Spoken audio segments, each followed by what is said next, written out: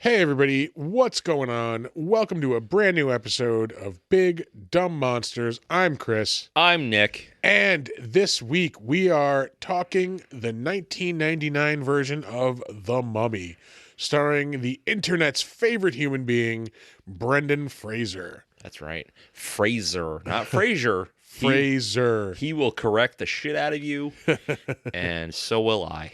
Taking the Mummy in a more high adventure, action type of direction, not really horror-y. But Yeah. I mean, like the original Mummy wasn't deeply horror. It was, we even discussed this at the time, I think. Yeah. I think we kind of felt it was more like drama-y, like really. Yeah, it is. It's but yeah, it's more of a high adventure, Indiana Jonesy kind of take on the whole thing. And it works. It works so well. Fucking solid movie. Great movie. And I hope you like hearing us talk about this great movie. That's right. You have the thing over there. I do. Enjoy the show.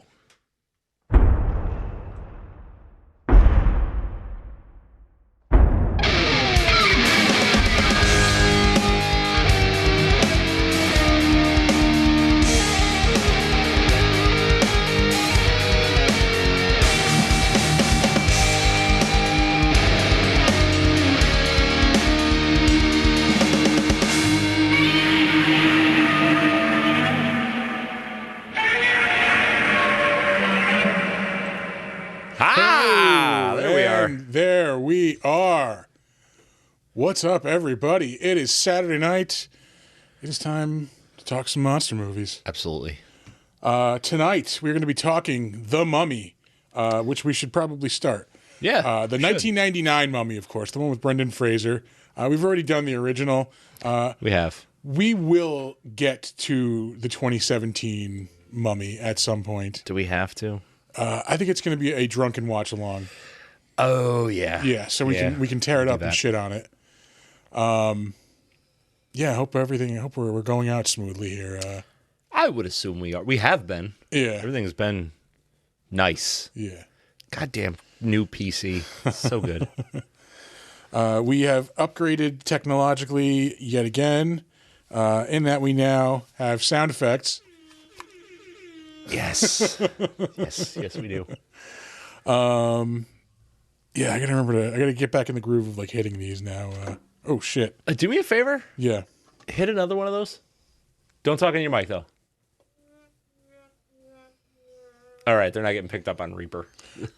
So it's not gonna be on the podcast. Yeah. I'm sure we could figure out how to do that, but it'll be fine. Yeah, it'll have to be like another like track. We would set it up as an input. Yeah. Yeah. We can do it. This is a growing experience, everybody. We learn and grow in real time. You can watch it here. Yes. On the show every week. We're talking The Mummy. I don't want to say the good one. I mean, like, the other one has an argument for it being the good one, but this is probably the favored one, I'm going to say. It's, like, currently the most popular one, I would say. Yeah. Though I got to tell you, I mean, it's a good movie. I don't want to take anything away from it. Yeah.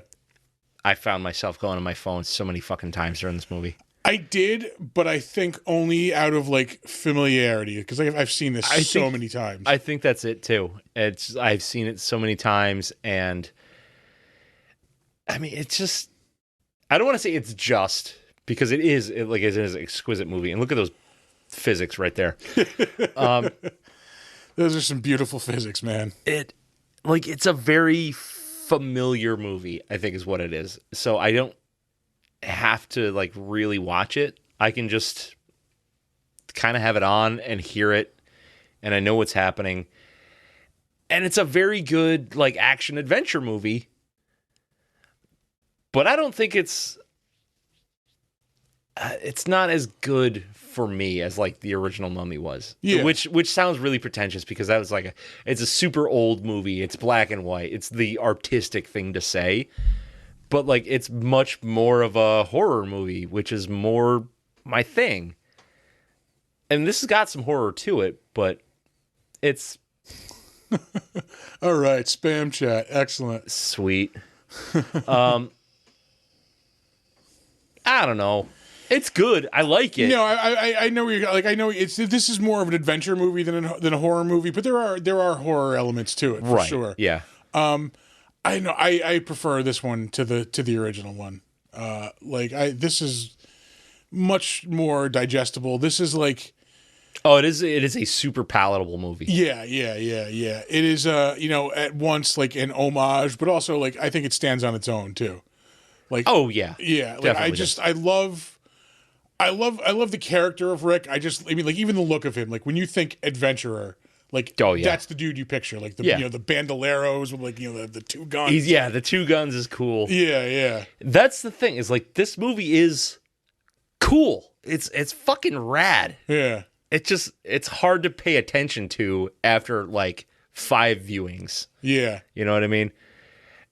And it's not because there's something wrong with it. Like it does have some things that are wrong with it, but it's not a bad movie. It's just I've seen it. Yeah, it's familiar. I've seen it in other movies too. Like, I've seen Indiana Jones a million times. This is just Egyptian Indiana Jones with a mummy. Yeah. It's all right. I like it. I'm not going to say this is a bad movie at all. Like, because I do like it. But the things that it does really well, it does really, really well. Yeah. Where it falls flat, it's pretty fucking flat. Yeah. Can we boot this? What? Oh, just fucking ignore it. Yeah. Anyway, I know there are definitely some cracks in this. Like I really, really do love this movie, but perfect example right here, man. This is some 90s ass CGI. It really is. And then like, I mean, not to throw this movie in with its sequel, but like The Mummy 2 has one of the notoriously worst CGI scenes in movie history. Is that the one? It's the rock at the rock, end. yeah, the scorpion rock at the end. And that is for a reason. Like that was underfunded and like the last minute when they had to do it. Which I understand from a technical standpoint, but like as a filmmaker, you gotta know when to cut that shit out. Yeah. With this one, the CGI is not strong. Yeah, and no. What's fucked up is that this was ILM. Was it really? Yeah. And it's not good. Yeah, this is supposed to be top of the line. Like, this is the same year they're doing The Phantom Menace, and like those special effects are light years ahead of this. You know, not to pun. I mean, I could be wrong, but I am like 85% sure this was ILM. I don't doubt it. Yeah.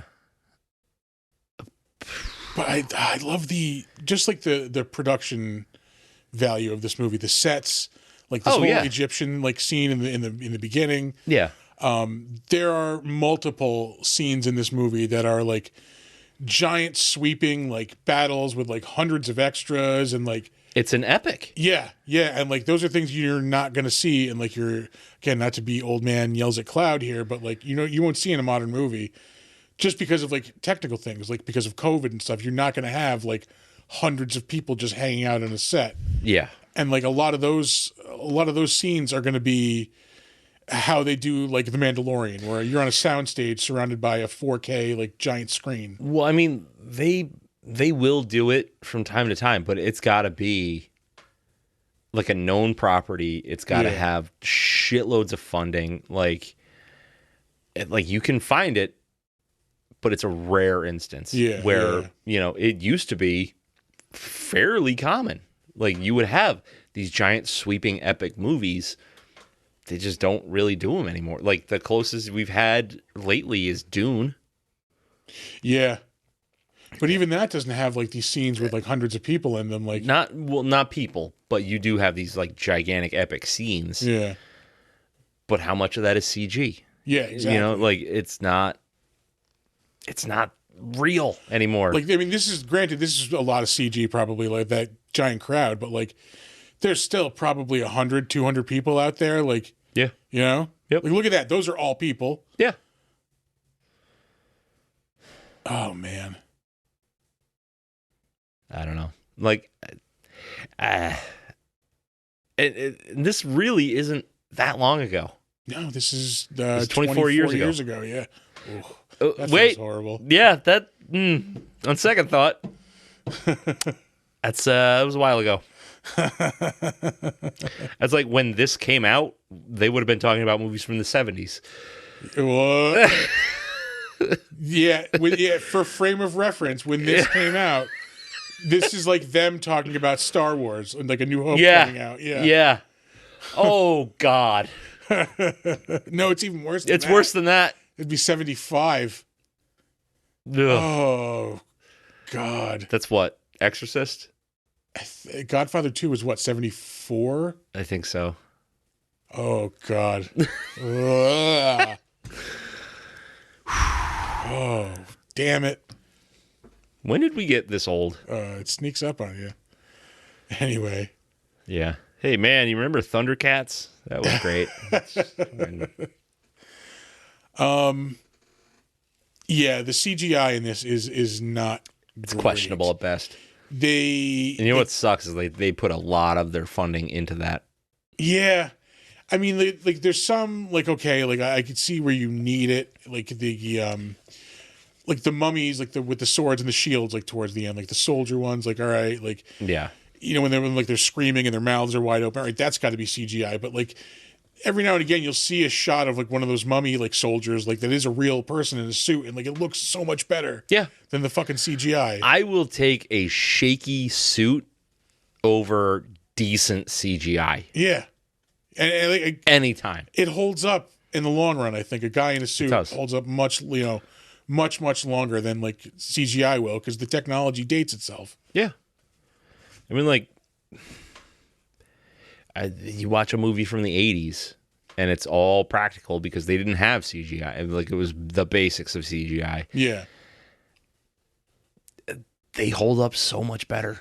Like, and you can go, like, oh, that's obviously a dude in makeup. But, like, if the makeup is good, like Rick Baker good. Who gives a shit? Yeah. Yeah.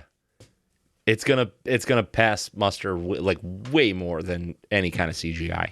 For the longest time, I thought this dude was John Cassier, the guy Benny. Oh, really? Yeah, Benny? the voice of the Crypt Keeper. Yeah. Not him. No. Nope. Yeah, but like this whole intro action scene is great. Yeah. I love it. Like, but also, it's nothing new. Like, I've seen high adventure action movies a million times. So I get that, but also you don't see it done well often. You see it knocked off again and again and again cheaply. Yeah, but you don't see it done to this level. Like, I see your point. There are like bits and pieces of this, like I can do without, like the popcorny movie, like parts of it. Like, the scene coming up with Evie in the library is just dumb. Like when she's on the ladder, like, you know, like kind of balancing, like, all right, like, I get it. Like, she's a goof, like kind of a klutz, like, all right, but like, we don't need a cartoonish like fucking scene like that. No. There was a couple other like kind of like goofy things that just like there's tons of it's sprinkled through the whole movie. Yeah. And it's sounding like I'm shitting on this movie, but I'm really not trying to. Mm-hmm. I'm just trying to like express that when I saw this the first time, I was absolutely impressed by it. Yeah. And again, that's 1999. Yeah, the fifth time I saw it, it's just old hat. Like, there's nothing. I'm not finding anything new in it.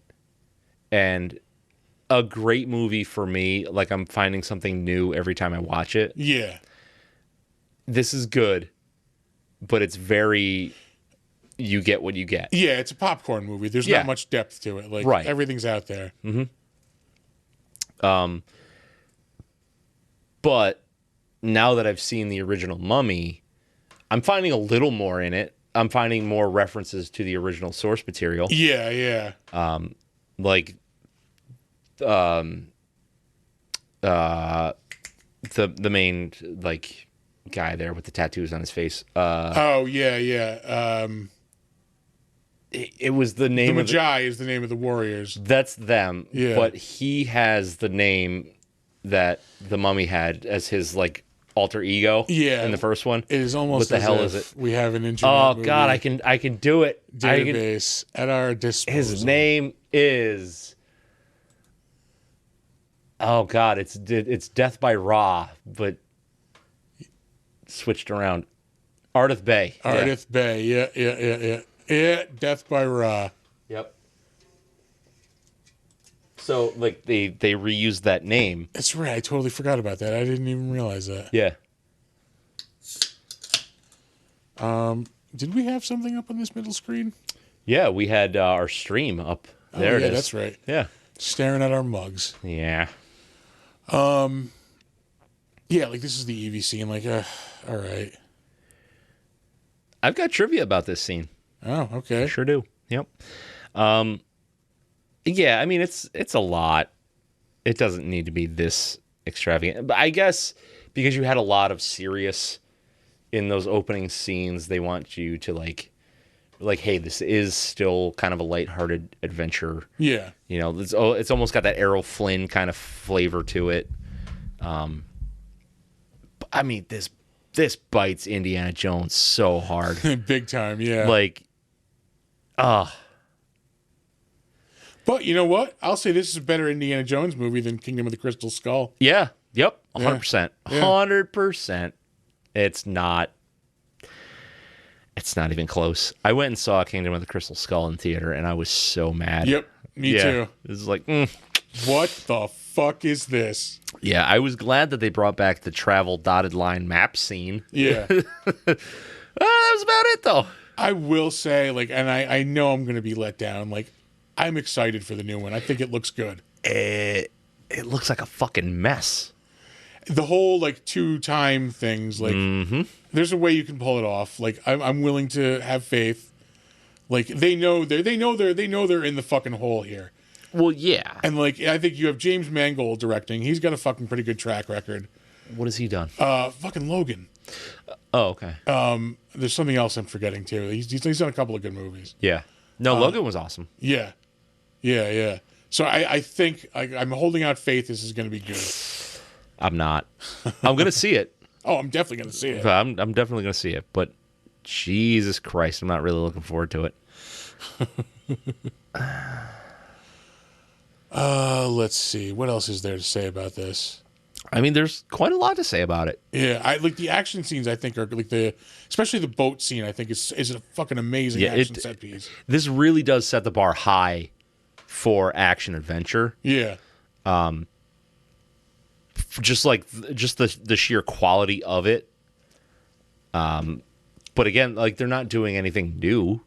Like it's all kind of stuff you've seen before, but it's a slight improvement on all of it. yeah. Like I said, it's an homage to a lot of a lot of older movies. To Yeah. Indiana Jones, obviously to the original Mummy. Yeah, Like the serial adventures. yeah, you've got that like kind of Jason and the Argonauts kind of thing going on. You've got some of that like oh Jesus Christ. What the hell was his name? Like the Frank. Yep, Frank. Yeah. What the hell was it? It was like a 1930s kind of like desert adventure movie. Oh, not Lawrence of Arabia. Yeah. Oh, Lawrence Yep, of Arabia. That's Yeah, the yeah. one. Yep. It's got some of that flavor to It it. was the 60s, but all right. Was it the 60s? Yeah. Whatever. Yeah, because it was in color. Yeah. Yep. But Wizard of Oz was in color, and that was in the fucking 30s, right? Yeah. Touche. Yeah. I'm still saying it was the 60s. Whatever. 50s at the earliest. I don't care. All right. But yeah, like you can trace this movie's roots like directly. Yeah. But again, you have to. But put this in it does have its own flavor.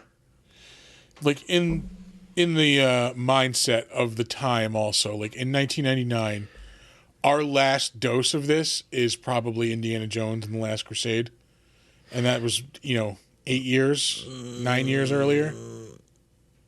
Last Crusade? Yeah, It was like 1990. no. Or might have even been 89. That was in the 80s. Yeah, 89 then, let's say. Yeah. So yeah, okay, this is 10 years after that. Yeah. What in that 10 years, like big budget, high adventure type of thing like this? I can't. There's a lot of nothing's coming to me. like There were jungle adventure flicks. You had like Congo. You had yeah, that was like 95, I think. yeah, you 96 had maybe. oh Jesus, like Romancing the Stone. That was 1984. Was it that early? Yeah. I thought that was like 91. No. God no. That is damn. 84. Yeah. The fact that you know for a fact that it's 84, a little gross. I saw that movie so many times when I was a kid. It was always on HBO. Like I watched it a lot. I just watched it again. I could have swore that was early 90s. It is a solid movie. That movie holds Oh yeah, up. no, it's good. Yeah. Joan Wilder. I guess I'm just fucked up then. Yeah, I guess so. Yeah, because by then, like by this time, like it had kind of gone out of fashion. Yeah. You were getting more like, things wanted to be more like. This is 90s indie movies, like gritty, like cop dramas, and yeah, well, this was 99, so this was the same year. Jet Li movies, and yeah, it was the same year you got The Matrix. Yeah, right, like that was 99. Yeah. So this is like going in the opposite direction, like the old school adventure, like whereas The Matrix is like next kind of next generation. Mm-hmm. But yeah, I mean, I think this is the first time we're seeing that done at this level. Yeah, in a while. So I think it's a breath of fresh air at that time. I can see that. Yeah. I guess it's. And again, we're seeing this through the lens of 24 years where this has been knocked off and like. Yeah, I would say kind of bad diminished by its sequels. The second one is not great, but I think it's watchable. It's fun up until the end, like and where the really bad CGI takes over. Monster. And the third one is just like not up to par with the other ones. No. You have like Maria Bello playing Evie instead of Rachel Weisz. Yeah. Who was even like, fuck this, I'm out of here. Yeah. So that throws you off, and it's just like I don't know. It's just not. You have Jet Li again. I just mentioned we have all these Jet Li movies coming out, and he's the mummy in that one. Well, I mean, like Jet Li was fucking everywhere in the late 90s, early 2000s. When I was working at the movie theater, like you had like The One come out. There's another couple of like action movies. Jet Li? Yeah. Well, when was like The Replacements or The Replacement Killers? That was Lethal 94, I think, is 99. Yeah, I think Replacement Killers was like maybe 97-ish, 98. Isn't that Chow Yun-Fat? Was it? Yeah. I thought it was Jet Li. No, I'm pretty sure it's Chow Yun-Fat. It's Chow Yun-Fat and Mira Sorvino. You're right. I'm not gonna say the racist thing, but like those two in particular, they were everywhere. Yeah. So it's really easy to mix them up. Like Lethal Weapon 4, I think, was 99. So like, he's in that. There are so many generic action movies that he was in at that time that just kept cranking out like left and right. Yep. I think he was in a couple with Seagal, wasn't he? I don't know. Well, at least one. I definitely remember the one. Yeah. Where he's like fighting his clones. There's another one too. And the 90s sucked so bad. They were so amazing, but they sucked. Yeah, I was gonna say they did and they didn't. There was awesome shit, but there was also a lot of just shit. It was garbage. Yeah.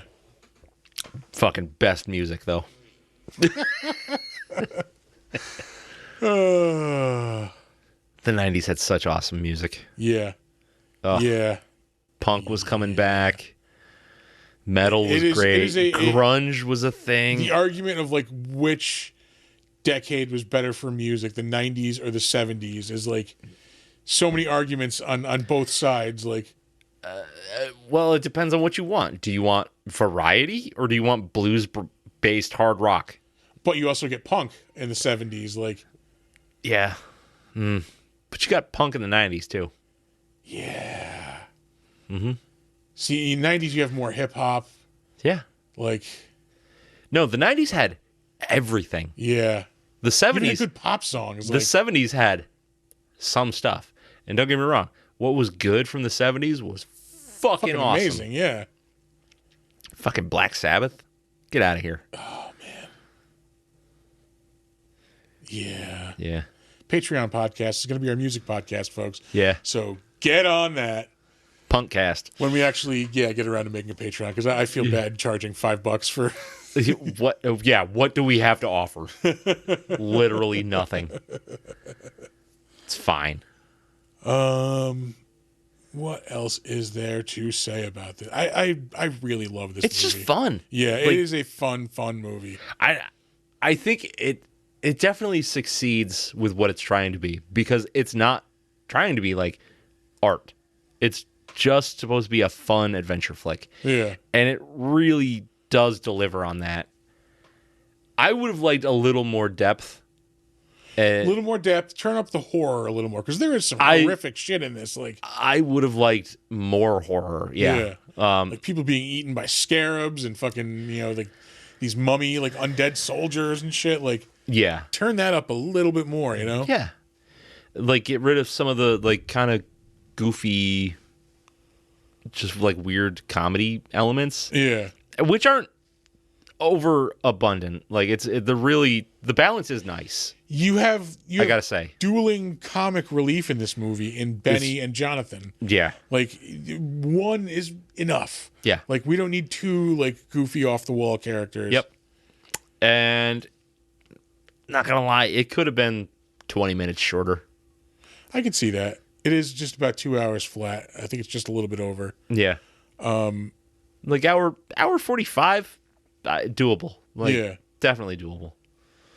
God, look how fucking handsome Brendan Fraser is. That man is a goddamn treasure. Yeah. Like, for real. Like, seriously. I feel really bad about, like, just, like, whatever is going on with him mentally right now, because he is not in a good place. Yeah.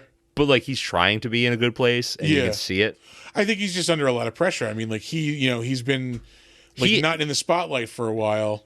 And, yeah. And now it's all back. I mean, he's been thrust into it. Yeah, he's about to win Best Actor, most likely. Like, oh, for The Whale? Yeah. Which was an outstanding movie. Like, I haven't seen it, but I do want to see it. Yeah. It's good.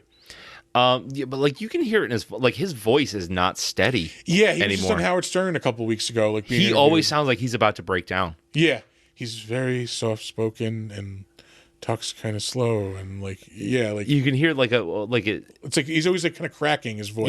Yeah. But like by all accounts is a solid dude. Like, is just a nice guy. Like, is not a dickhead to anybody. Like, right. Yeah, it sucks to see like where he was, and then some shit happened that he took very hard, and it kind of ruined his career for a little while. And then he's coming back, which is amazing, because I've always loved him. The dude is so likable. Like, he's so likable, and like you can look at some of his like hits, and you're like, whatever. But he's been in some fucking good movies. Yeah. I mean, you have this. You have fucking School Ties. Airheads. Oh my God, Airheads. How the fuck did that? Well, we're going to get to that. Yeah. George of the Jungle was a fucking banger for me, because I was a kid when it was out. Yeah. And I used to watch the George of the Jungle cartoon. Yeah. So to me, I'm like, oh shit, this is amazing. They're making a live action version of this cartoon I love. Yeah. Then they made the fucking what the hell was the one where he was the Mountie? Dudley Do-Right. Dudley Do-Right. Yeah. I used to watch that too. And I was like, oh, is this guy just going to do cartoons from my childhood? But then, I found like Monkey Bone, and I forgot about that fucking movie too. Dude, Inkheart is so good. That I've never seen. Oh, that's a good one.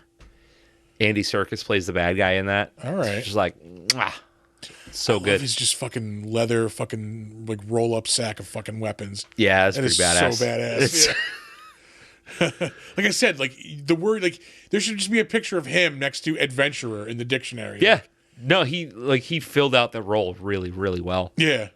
Like, I don't see anybody doing it better than he did. Yeah. As good, sure, maybe, but better, I don't think so. You have Tom fucking Cruise trying to top him and not being able to do it. Like, yeah. Oh, I can't wait to watch along for that. It's going to be so bad. I'm going to get so drunk. Yeah. And just shit upon it. Because because it deserves it. Yeah. I still haven't seen it, so it'll be. Oh, really? It'll be my inaugural run. Oh, we're definitely doing this. We are doing this within 2023. Oh God, I hate to space it so close to this movie. yeah. We are doing this within like, a year is good because that's 52 episodes per year. Let's say summertime. Summertime. It'll be a good summertime. Like, we'll get some shandies. You know? Oh, yeah. Yeah, hell yeah. Some Kugels, baby. I almost grabbed a case today at the beverage center. Yeah. Shout out to Line and Kugel. Hell yeah. Making the best shandy. Fucking... Narragansett's good. Yeah, I was just say the Dells I like. They're pretty good, too. Yeah. But no, they don't hold a candle to the Line and Kugel. No. It's just, they've got the magic. Yeah. They've got the magic. Yeah. All right. Let's throw some ratings down. Right. Oh shit, we're 34 minutes in, so we've definitely talked our portion of this. Well, movie. we had some dead space in the beginning of it. I'll go because I'm going high on this, man. I'm going real high on this. I love this movie. Like, it is just, it's comfort food. It's macaroni and cheese. It's fucking, Mashed taters, baby. This is the epitome of a Saturday afternoon movie. Like, it was perfect today. I put it on like right about noon. Like, I got all my shit done early, so I was just, me and Donna just chilling on the couch. Yeah. Just watching this movie. Fucking perfect. So I'm gonna give it like an 8. Yeah. Yeah. For me, like I watched it last night, and I don't know if I just wasn't in the right headspace for it or what. So I don't want to disrespect this movie because it is good and it is quality. I couldn't get into it last night. But I realized like that was a me problem. Yeah, like, it's not the movie. It's not the movie. So I'm right with you. I think this is an 8, and I think this is an 8 all day. Yeah. Solid. I don't want to go higher than that. Yeah, because it does have its flaws. Like, the bad CGI is very bad. Yeah. And then like the over the top cartoonish parts I could have done without. Yeah, and it runs a hair too long. Yeah. To the point where you get a little bored in the middle. Yeah, for sure. But like these action sequences are fucking perfect. Yeah, man. where it shines, it's fucking awesome. Yeah. And so I don't want to shit on it, but I do want to like recognize that there's problems. There are flaws. Yeah. Oh, man, seeing it just like both guns, it's just like yeah.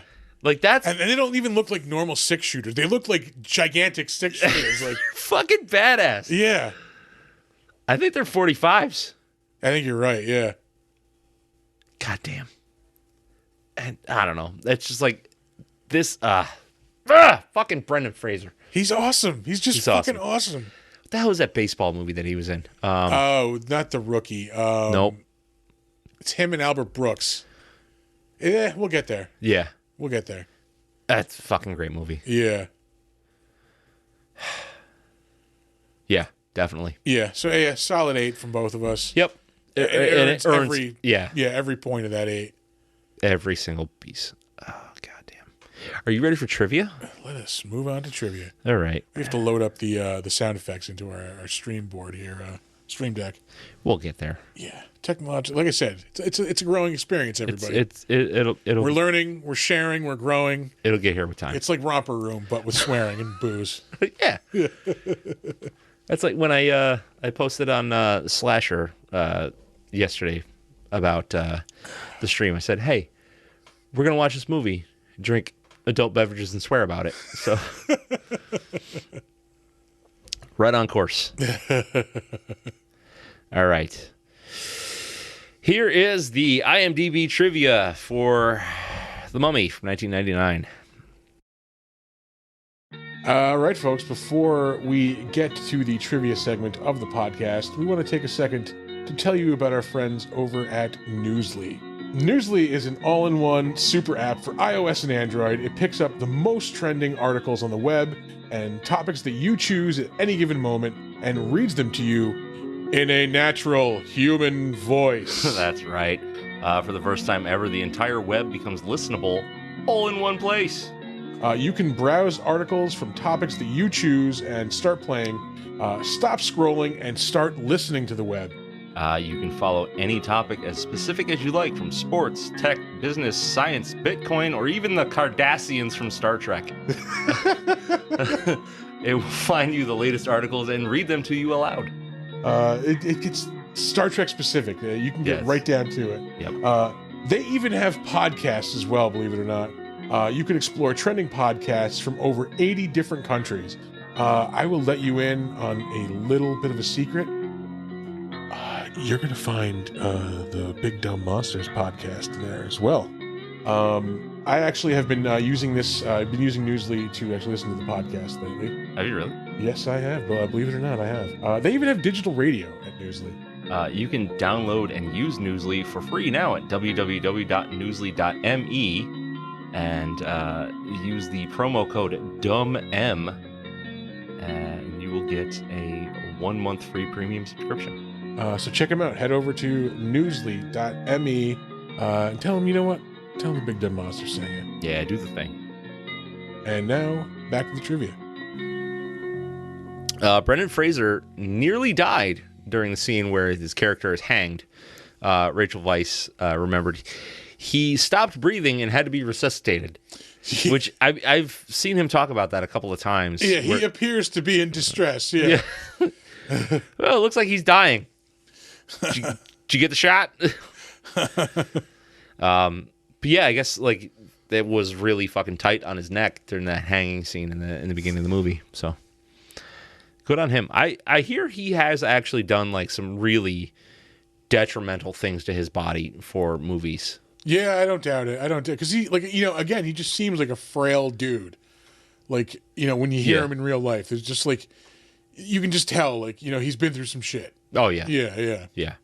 No, like that whole like sexual assault kind of thing, like that really, really fucked with him, and it fucked his career. Yeah. Like it really did. Fucked up. Yeah. Ugh. Poor bastard. Yeah. I'm so glad he's on the fucking upswing of that though. Yeah. Good for him, man. He fucking deserves it. Yeah. Of course, we're saying this now. We're gonna find out in 20 years. Fuck like, you! Don't even say it. He's like the worst human being. Like, fuck you. He aided and abetted Bill Cosby in 20 rapes. Like, oh no. He sold him the drugs. Yeah. Please don't be the case, because like I said, the man's a treasure. I don't want to eat that shit. Yeah, you know, the man is a goddamn treasure. Yeah, I like his movies. Yeah, like that. The library disaster was done in one take, and it would have taken an entire day to reshoot if a mistake had been made. Because, like, they really knocked over all those fucking bookcases domino style. Yeah. So, that's not something you can set up again in like 5 minutes. Yeah, pick up all those fucking books, not put the shelves back in perfect order. Fuck all that. It was one of those, like, we're going to do it here, or it's not going to be in the movie. This is the shot. Yeah.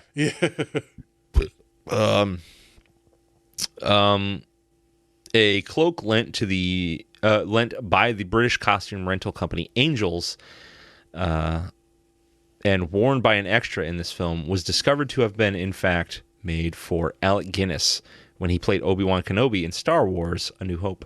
Huh. So there's a dude walking around in a Jedi robe. In a Jedi robe, yeah. Be on the lookout. It's fucking badass. I had to stole that shit. Oh, absolutely. Like, if I knew ahead of time, obviously they didn't tell that guy. They're just like, tell me it's not that motherfucker right there in the corner. Hold on, he's behind the camel. Oh, yeah? Maybe. Yeah. It could have been. It's very possible. Holy shit. It's him walking off with the robe. Yeah, I imagine they did not tell that guy. It was like, hey, this was Obi-Wan Kenobi's robe. Yeah. Yeah, that'd have been badass, though. An Egyptologist was brought in to phonetically render what ancient Egyptian might have sounded like for the dialogue. So they took it serious. Yeah. They definitely took it serious. I like that, though. Like, if they want to bring that level of realism to something like this, like, they don't have to. They could have just spoken fucking gibberish. And yeah, the details, man. You put the effort into the details, and it shows, in the final product. Yeah. You're like, I wouldn't know, but an Egyptian audience would know. Yeah.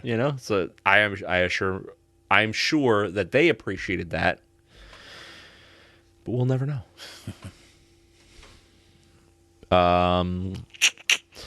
The effects team was told no gore when designing the look of the mummy. They actually did tests for a grossness threshold. Oh, all right. Yeah.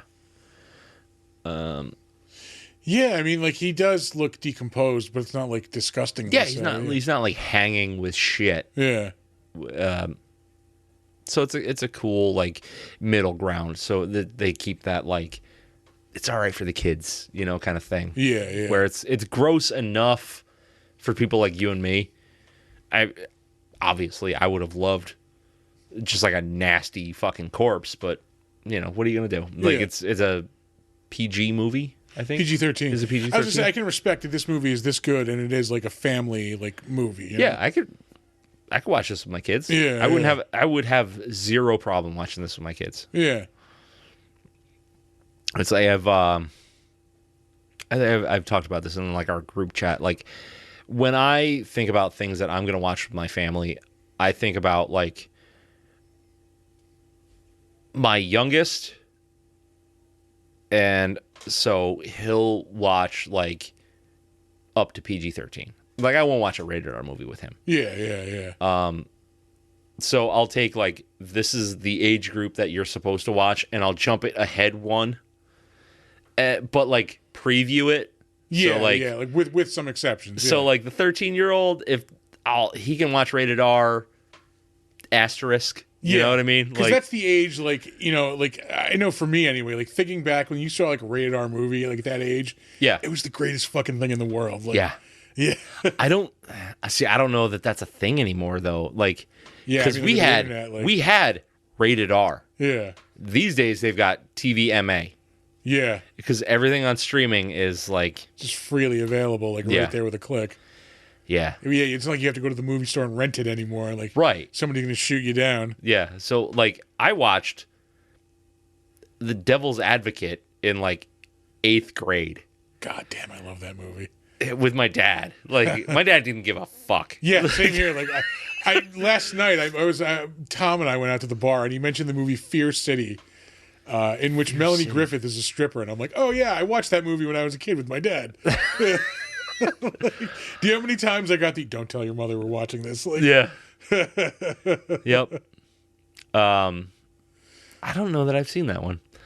It's not like a well-known. Yeah. But like, I had very little guidance when it came to like the things that I was and wasn't able to watch.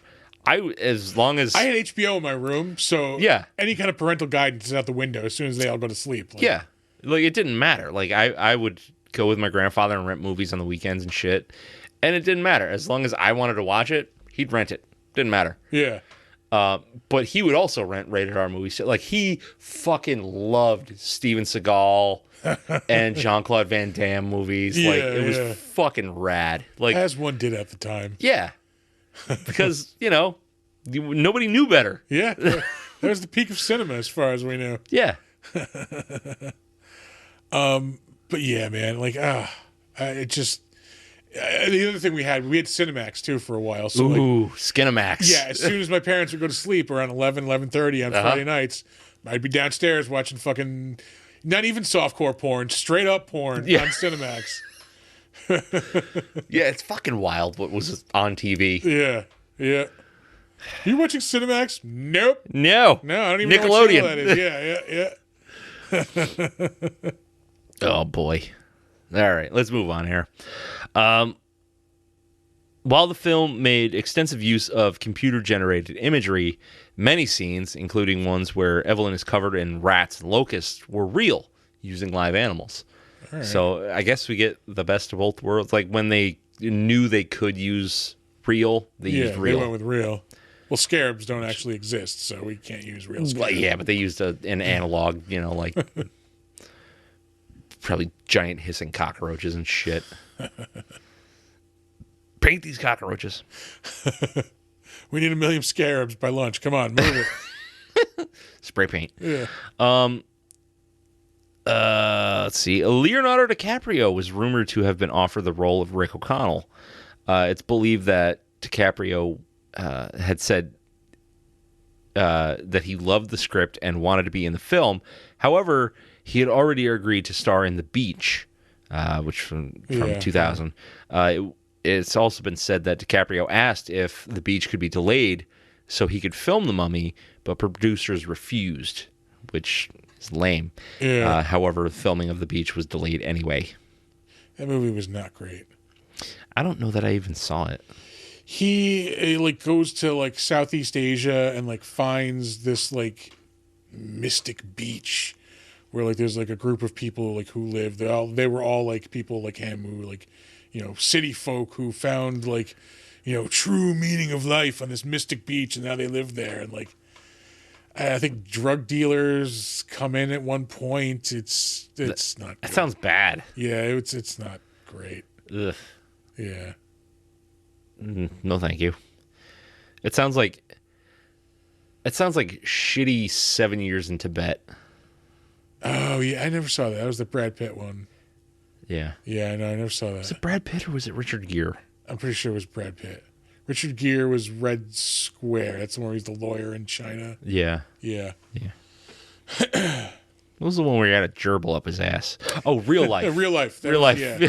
That was the production of Real Life. Yeah, that's true. Yeah. All right. Look it up, folks. Look it up. So there were two people attached to this movie, like in the pre-production phases of it, that I would love to see their versions of this movie. All right. Okay. So I was going to say, I don't think I would love to see a Leonardo DiCaprio version of this. Nope. He's not nowhere that. near as charismatic as Brendan Fraser. No, he couldn't have done it. Well, he could have done it. It just wouldn't have been as good. Yeah. Especially at that point in Leo's career. Like, he's aging like fine fucking wine. I was going to say, I don't see him doing comedy, but fucking Once Upon a Time in Hollywood is fucking chef's kiss amazing. Yeah. So, like, yeah, the more he does, the better he gets. Yeah. But anyway, when Clive Barker was attached to the project, the film was intended to be a low-budget horror film. Barker's vision of the film was violent, with the story revolving around the head of a contemporary art museum who turns out to be a cultist trying to reanimate mummies.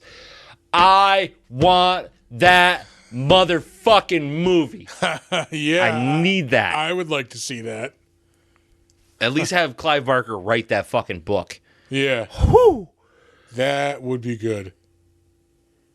You ready for part 2 of this? Yeah. George A. Romero was brought in with a vision of a zombie-style movie similar to Night of the Living Dead, but this was considered too scary.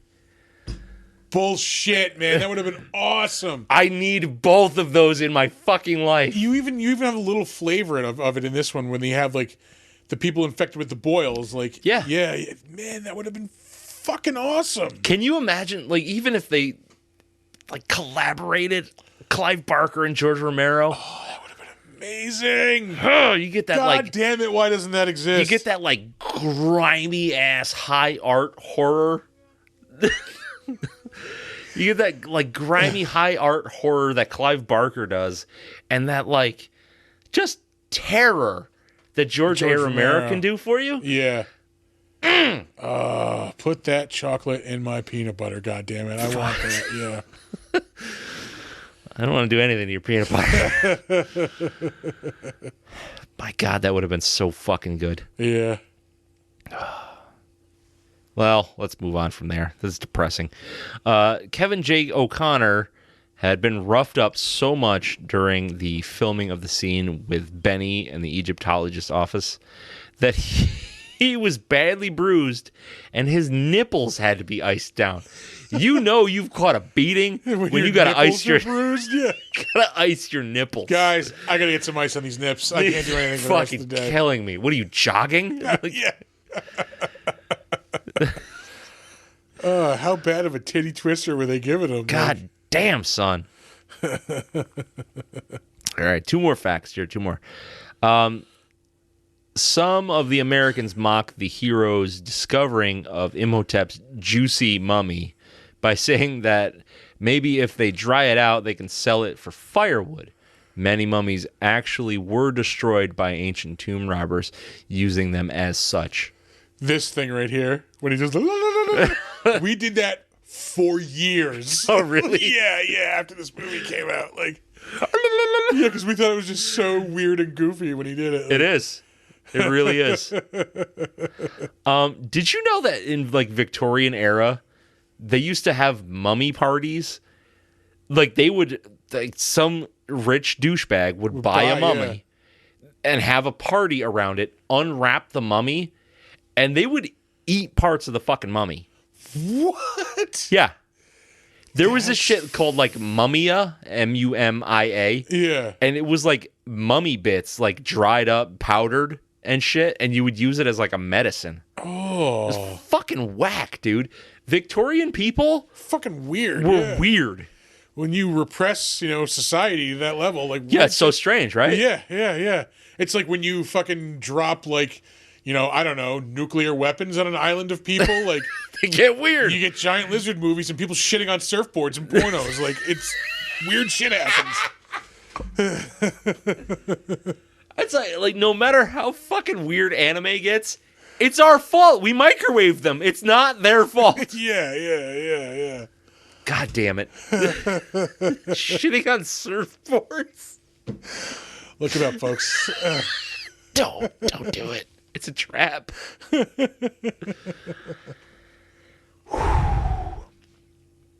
Oh my god. This is our last fact, and we're going to leave you on a high note here. Oh, yes, we are. Yeah, Brendan Fraser's camel during the filming was named Barney. Oh, Yeah. God damn it. He is just a lovable dude. God damn it. I wonder if he named it Barney. I bet you he did. All right, let us move on to more factual information. I have to move shit around. I don't know what I've had several beers this evening, folks. Yeah. Starting off with director Stephen Sommers.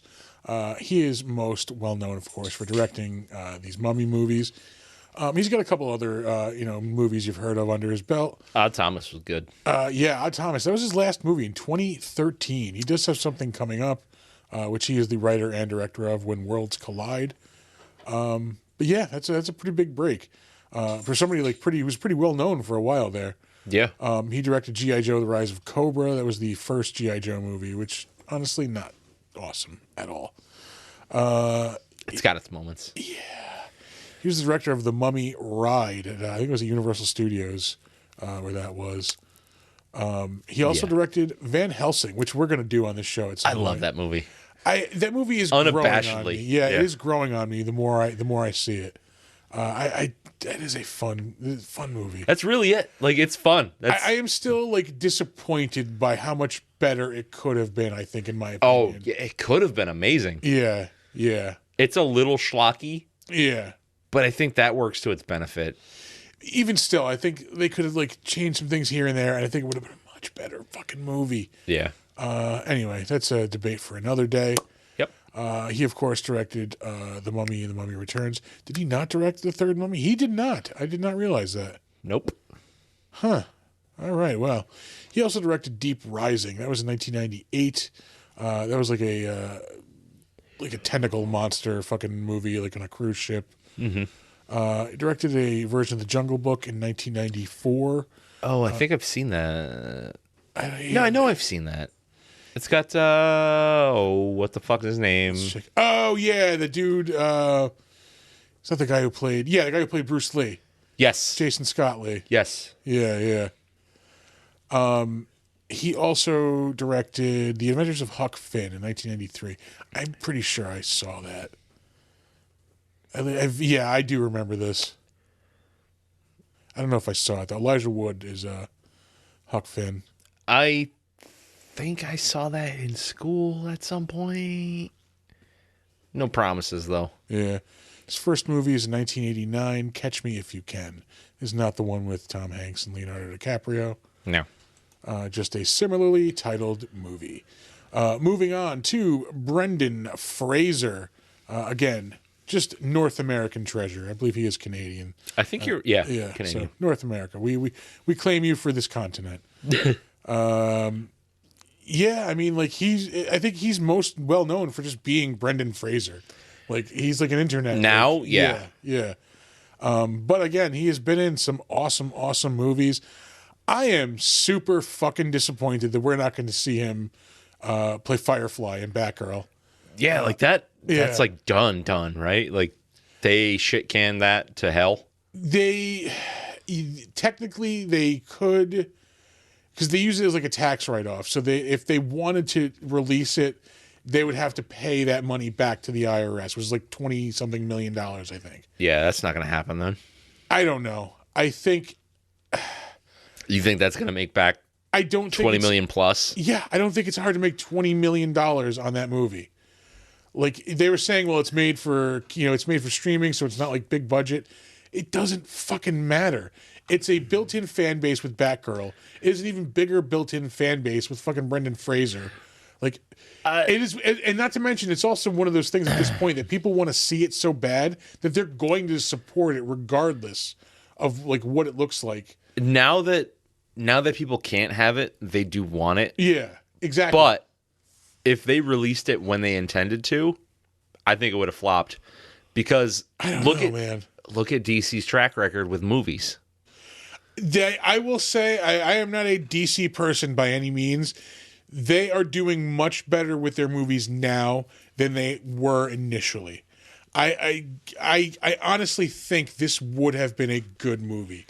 They keep pushing, Warner Brothers keeps pushing this line where, oh, it was not releasable. It was not a releasable movie. They keep saying that because the effects weren't done. That's why it wasn't releasable. Like, not because it was a bad movie. Like, they're trying to make it sound like it was just bad and, like, people wouldn't see it. Right. I think it's a load of bullshit. I think especially if he wins a fucking Best Actor nomination, I think they're going to come up with that If he wins it, they'll finish the movie and put it out. Yeah, yeah. Because he will have more name recognition. But if you're looking at it as like when was it initially supposed to come out? 2 years ago? No, I think it's supposed to come out like this year, this May maybe. So if they were going to release this before he became like this internet sensation that he is now, yeah, it wouldn't have mattered. But now people have a hard on for Brendan Fraser again. Yeah. And if he's coming off a big award win, then yeah, there's definite interest. They'll find the money to make, to get that out there. Right. Yeah. But looking at it from like, if they released it when they intended to, I don't think it would have done well. Yeah. Because people love Batman.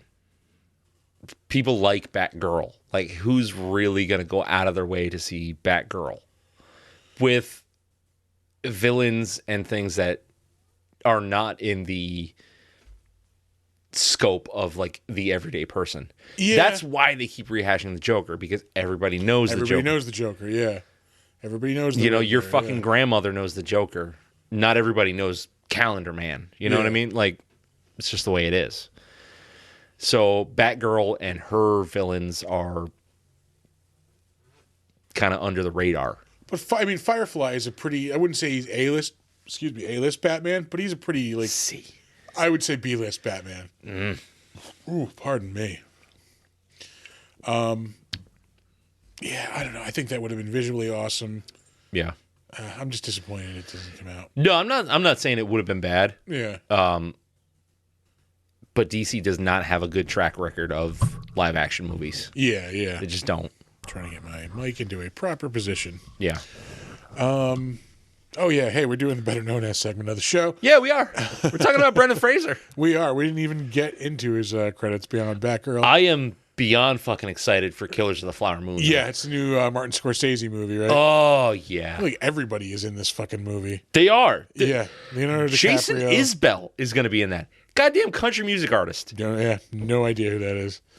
You wouldn't. DiCaprio, De Niro, directed by Martin Scorsese. Based on a book, I believe. I believe you're right, yeah. Jesse Plemons, the poor man's Matt Damon. John Lithgow, Brendan Fraser. Who else we got in this? Jason Isbell. That's it as far as Sturgill Simpson. That's another, like... Yeah, he's another country artist. Yeah, yeah. Huh. it's I Scorsese, I'm gonna be there. Like, I fucking love Jason Isbell. His music is so good. Yeah. He is an amazing songwriter. Like, you can, if you don't love country music, that's fine. But like, if you appreciate good, like, quality songwriting, at least check out Jason Isbell. all right. He is currently in the final season of Doom Patrol. He's playing Robot Man in that. I watched the first like season of that show, and I enjoyed it. And then like when the second season came out, I watched the first episode, and I'm like, this is just like this is not where I am right now. Yeah. Like, this is just way too much absurdity for my enjoyment. Like, Yeah. I just too much quirkiness. Like, It's just like, it's a fucking wacky show, right? Yeah. So like, I just couldn't buy back in. But I mean, like, it is pretty acclaimed, like critically. Yeah. He is, of course, we just mentioned earlier in The Whale. He's by all means, from what it sounds like, he's about to win the Best Actor award for that movie. And it is a really good movie. It's a really good movie. Some of the other stuff he was in, he played the Robot Man character on an episode of Titans, which is also in its final season right now. This is when he started like kind of like fading into obscurity, like in the late like 2000s and the 2010s. I mean, it was pretty much right after Inkheart. Yeah. Furry Vengeance, that was 2010. G.I. Joe, he was in for like 2 seconds. That was 2009. Yeah. Excuse me. Fairly Odd Parents movie, or no, I'm sorry, the show, 3 episodes. Inkheart, 2008. Yeah, Mummy, Tomb of the Dragon Empire. Even that movie is 15 fucking years old. Yeah. Ooh. Adventure at the Center of the Earth, not that bad. Yeah. Like, you've seen it before, but Yeah. again, it's well trodden fucking It's ground. another like but like serial adventure like type of movie. Yeah. Yeah. that's just what he was known for at this point. Yeah, he was in Adventure to Center of the Earth. Excuse me, The Center of the Earth, which is the sequel to Journey of the Center of the Earth in 2008. Those are both in 2008. Holy shit! Well, Adventure at the Center of the Earth is a video game. Oh, I didn't even notice that. Okay. Yeah. Journey to the Center of the Earth is what I meant to be talking about, but I saw the title and just went with it. He did voices in 2 episodes of King of the Hill. No shit. He was in the movie Crash in 2004. 3 episodes of Scrubs. He was in Looney Tunes Back in Action, which I believe was directed by Joe Dante. I think you're right. Yeah. He was the main character in that, wasn't he? He was. He was also the voice of the Tasmanian Devil and the She-Devil. No shit. I heard that's actually a decent movie. I've never seen it, though. I never saw it, but I assumed it was just like a really bad Space Jam sequel. Yeah. Hey, Joe Dante is a fucking solid director. It's true. We mentioned Monkey Bone, of course. Earlier, it was 2001. I love that fucking movie. I love it so fucking much. That was It's back of the so comic weird. books movie, so it is always in my brain. Yeah. If you guys have not seen Monkey Bone, do yourself a serious fucking favor and watch that weird fucking movie. It is a crazy ass movie. Yeah. It is. I mean, okay. He plays like a cartoonist who, like, yeah, you know what Cool World is, right? it's Cool World without the sex, right? It's Cool World. I mean, a little bit of the sex, but it's more. It's almost like if Tim Burton did Cool World. Okay. So it's got that. It's just fucking weird. Yeah, I haven't seen it in a very long time. It's a little Roger Rabbit-y, It's just good. It's just really good. He is in a movie in 2000, which I absolutely fucking love. I think is very underrated. It's him and Elizabeth Hurley in Bedazzled. You think that's underrated? I fucking love that movie. Underrated, though? I think it's hilarious. I think it's rated. It's fun and it's funny. The scene where he's the fucking NBA guy and he's giving the interview, like, that makes me laugh. He's like that Dennis Rodman. Gotta give it 110%, man. 110% every time. It's fine. Like, that movie's cool. Oh, God, that movie makes me laugh so much. Dudley Do-Right, we mentioned. He's in the movie Blast from the Past with Alicia Silverstone. I forgot about that one. Yeah, that is a very forgettable movie. Ooh, Gods and Monsters. Yeah, I want to see that. I've never seen it. It's about the making of Bride of Frankenstein, I believe. Yes. Yeah. Or about James Whale, anyway. Yeah, it's James Whale. Yeah, yeah. George of the Jungle. He was in an episode of Duckman. He That was show's so good. He had a cameo in the Kids in the Hall Brain Candy movie. He's Canadian. Yeah, fellow Canadian. He's in the. I didn't realize he played this Encino Man character in 3 different movies. What? He played him in The Army Now, Son-in-Law, and fucking Encino Man. The Scout. That's the baseball movie. Oh, that's a that really movie good movie. is fucking good. That movie will break your fucking heart. Yeah, Albert Brooks is goddamn. He's a fucking amazing actor. With him and what's her name? The therapist that he had in that movie. Oh, it's been so long since I've seen this. This is a movie that was always on, and now you just never see it anywhere. Yeah. Diane Wiest. Yes. Yeah. She is so good. Yeah, that is a really, really fucking good movie. Michael Rappaport's in that. I forgot he's in that. Yeah.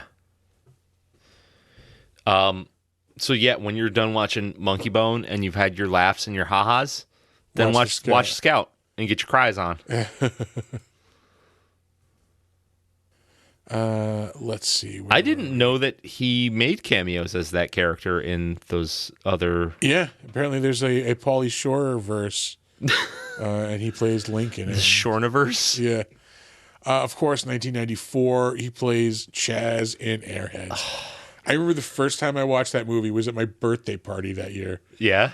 We had a bunch of people, a bunch of people over, just fucking hanging out at my house on a Friday or Saturday night, just fucking watching fucking Airheads. I cannot tell you how many times I saw that on Comedy Central. Yeah. Saturdays. Yeah. That's a Saturday afternoon. Middle of the fucking afternoon. Yeah. Yeah. Absolutely. That is a Saturday afternoon movie. Oh, it's and one so good. That's another one that's always going to be funny to me. Yeah. Yeah. I ain't farting on no snare drum. Wipes his ass with his record contract. Who is this guy? Oh, man. Yeah, that's a good movie. One naked pictures of Be-Gauze. A football helmet full of pudding. Cottage cheese. Yeah, cottage cheese. That's what it was, yeah. Yep. Chris Farley was great in that movie. He's in the movie With Honors. That was a magic hobo movie in 1994. School Ties. School Ties was good. Yeah, yep. 1992. Encino Man, 1992. I remember seeing that in the movie theater. I did not. I remember this was one of the first times I think I was able to go with I was too young for that one. Yeah, I was 13, so it was one of the first times I could go with my friends alone to the movies. Yeah. Really, that's it for the notable stuff. His first role is in 1991 in a TV movie, Child of Darkness, Child of Light. But again, goddamn North American treasure. Yeah. Rachel Weisz, who plays Evie in this movie. I don't know. She might be most well known for this. She's in a ton of shit. What the fuck? Yeah, there's an upcoming Dead Ringers TV series based on the David Cronenberg movie. Which I do not want that. The movie was good. The movie was really good. I don't think it was good enough to warrant a TV series. And I don't know what the fuck you could do with that. More than what he had in a 2-hour movie. Yeah. She has a couple movies. A couple movies in pre-production. The last thing she was in was Black Widow in 2021. Hold on. I'm sorry. I need to go back to this. Is that saying that she is going to be the Mantle twins? Yeah, Beverly Mantle, Elliot Mantle. Why? Yeah. Well, hey, look. Let the work speak for itself, I guess. We will see sometime in 2023. I think it's coming out soon, actually. She was in Black Widow, playing the mom figure to what's her name? Black Widow. Yeah, Scarlett Johansson. That's who. That's ScarJo. Who. Yeah, and the other one who the internet loves. Florence Pugh. Pew. What else is she in? She was in The Lobster with what's his name, Colin Farrell. Yeah, I think that was a pretty good movie. I have passed the title card of that like many times on streaming services. Yeah, and I don't care. Yeah, Like I don't know, it's just I don't know, a little bit too out there for my liking. Yeah. She was in Oz the Great and Powerful. That was not good. Yeah, no, that was Sam Raimi directed that, right? I think so. Yeah.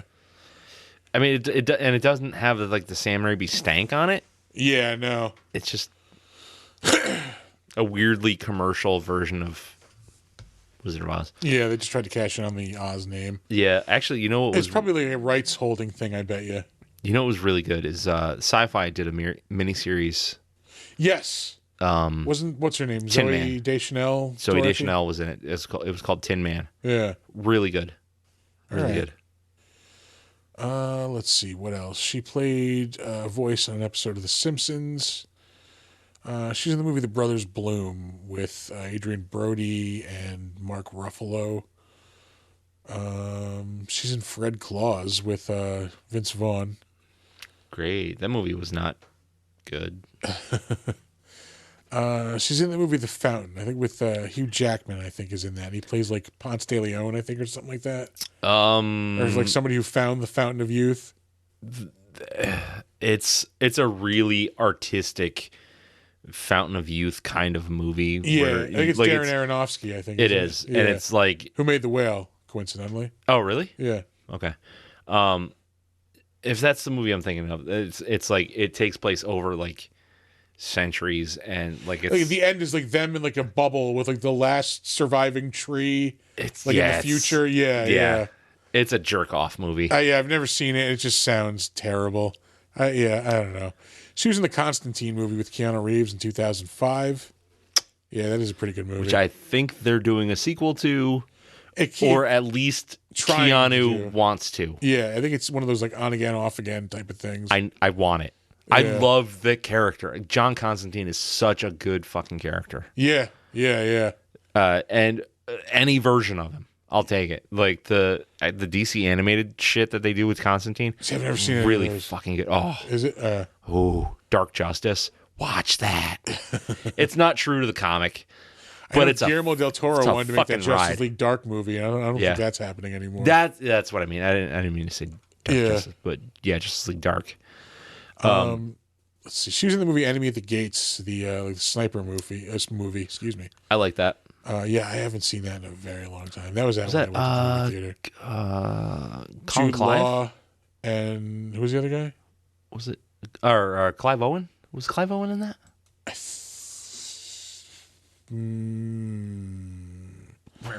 I am not going to say yes to that until this loads up. Jude Law, Joseph Fiennes. Oh yeah. Ralph Fiennes, his brother. Ed Harris is also in that. Ray Fiennes. Yeah, whatever, Ralph. Fucking twat. The next time Tom's on, I gotta have him. We gotta have him tell the Ray Fiennes story. Oh God. Excuse me. We're talking about Rachel Weisz. She was, of course, Evelyn in this, or Evie. She was in that movie Chain Reaction with Keanu Reeves and Morgan Freeman. It's a easily forgotten action movie. I remember seeing a lot of trailers for that. Yeah. It wasn't a lot of trailers like in the movies. Yeah.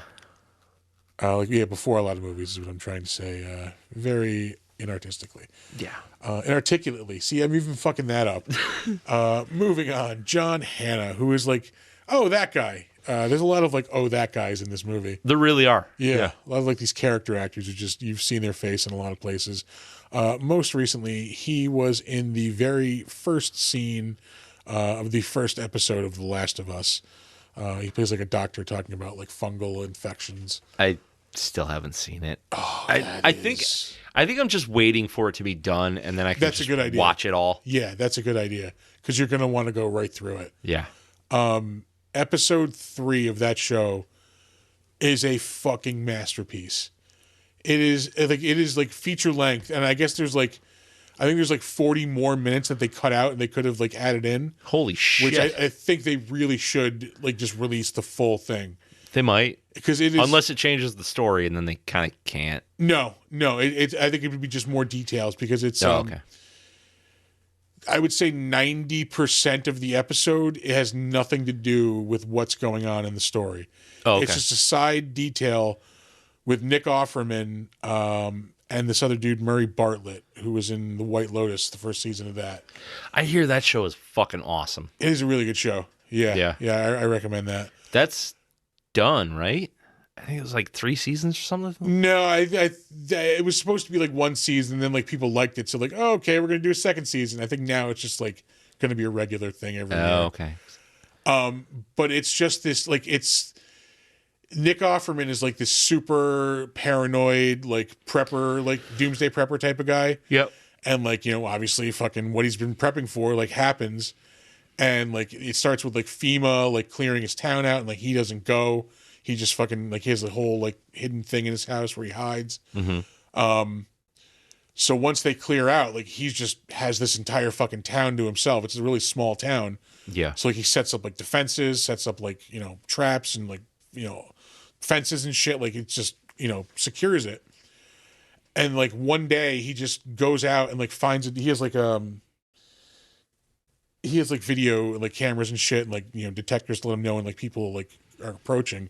So he gets in, you know, and here's an alert one day. He finds a dude in a trap, and it's this dude Murray Bartlett, and like, you know, he just knows it's another person. Like you can't trust other people in this world. Like you don't know what their intentions are. You don't know if they're you know, like a scout for like a raider party or something. So like he's in the trap, and like he just kind of slowly like convinces him to like let him out, and like they're talking, and like they're slowly just kind of getting to know each other, and like slowly like letting their defenses down, and you start learning more and more. And like he ends up like bringing him into the compound. Like he makes him like a lunch, and the guy's like freaking out because he's like, oh my god, I haven't had like food, like real food in so long. Like, you know, he gives him like wine and shit. And then like it just slowly progresses into this fucking like love story between Nick Offerman and this dude. Like the next, like it's them talking, and then like, you know, they eventually start like fucking like making out and shit. Yeah. And then like it just cuts, and it's like, well, they're talking, and he's like, look, he's like, I don't normally Murray Bartlett, his character is like, I don't normally do this. Like I don't, you know, this is like, I don't fuck people for lunch, basically, is like what he says. Is like, he's like, you know, we really don't trust each other, but like, look, if you like want to do this, like, you know, I'm gonna stay for a couple of more days if you're okay. Yeah. And then they're just like kind of talking, and it cuts to like 3 years later when like he's storming out of the house, and they're having a fight, and like clearly they're like this like domestic couple now, and like the fight is like the one guy wants to like kind of like nicen up some of like the stores in the town, and like have like things for them to do, and like he wants to like open up their world, and like have people like invite people over, and like have friends, and like and it's just these like series of like vignettes every couple of years of just this relationship, where eventually you get to like, you know, they're 20 years into this, and they're both old, and like they're like at one point there's like a raider party that shows up, and like fucking Nick Offerman gets shot, like while he's like defending, like he's like just fucking killing all these dudes, and like it is, I say, it's the way to describe it, it's the first 10 minutes of Up, but like in an hour and 20-minute format. It fucking tears your heart out. Like really, it's just this love story about like these two people who meet like under this crazy fucking circumstance, and then, like, it was one of those things that just kind of was on my mind for days on like after it, because it's with you. It's very like emotional and affecting. Yeah. So I cannot recommend that series enough. I'm gonna like I said, I'm gonna wait for that to finish up. And I'll probably just murder it in a weekend. And then like I told you about the last episode with the goddamn, they made zombies scary again. Goddamn it! Like they need to be. Anyway, enough for that tangent. We are talking about John Hannah. That's right. We got one credit. And we got so fucking derailed. Let's see. He is also in many things that I am looking for a recognizable name of. Dirk Gently's Holistic Detective Agency. Oh, there you go. He was in 8 episodes of that in 2017. Did you ever read those books? I did not. I heard they're pretty good, though. I read the first one, and it's all right. Like, it's very very Douglas Adams. Like ridiculously Douglas Adams. All right. So yeah, like trippy, like kind of like goofy humor. Yeah. Like, pardon me. it works in Hitchhikers because it's aliens. Yeah, it's absurdity, like It's absurd aliens. Turned up on when you apply that same kind of sense of humor to regular people, it doesn't work for me. I'm not saying it doesn't work. I'm saying it, like, I'm out. All right.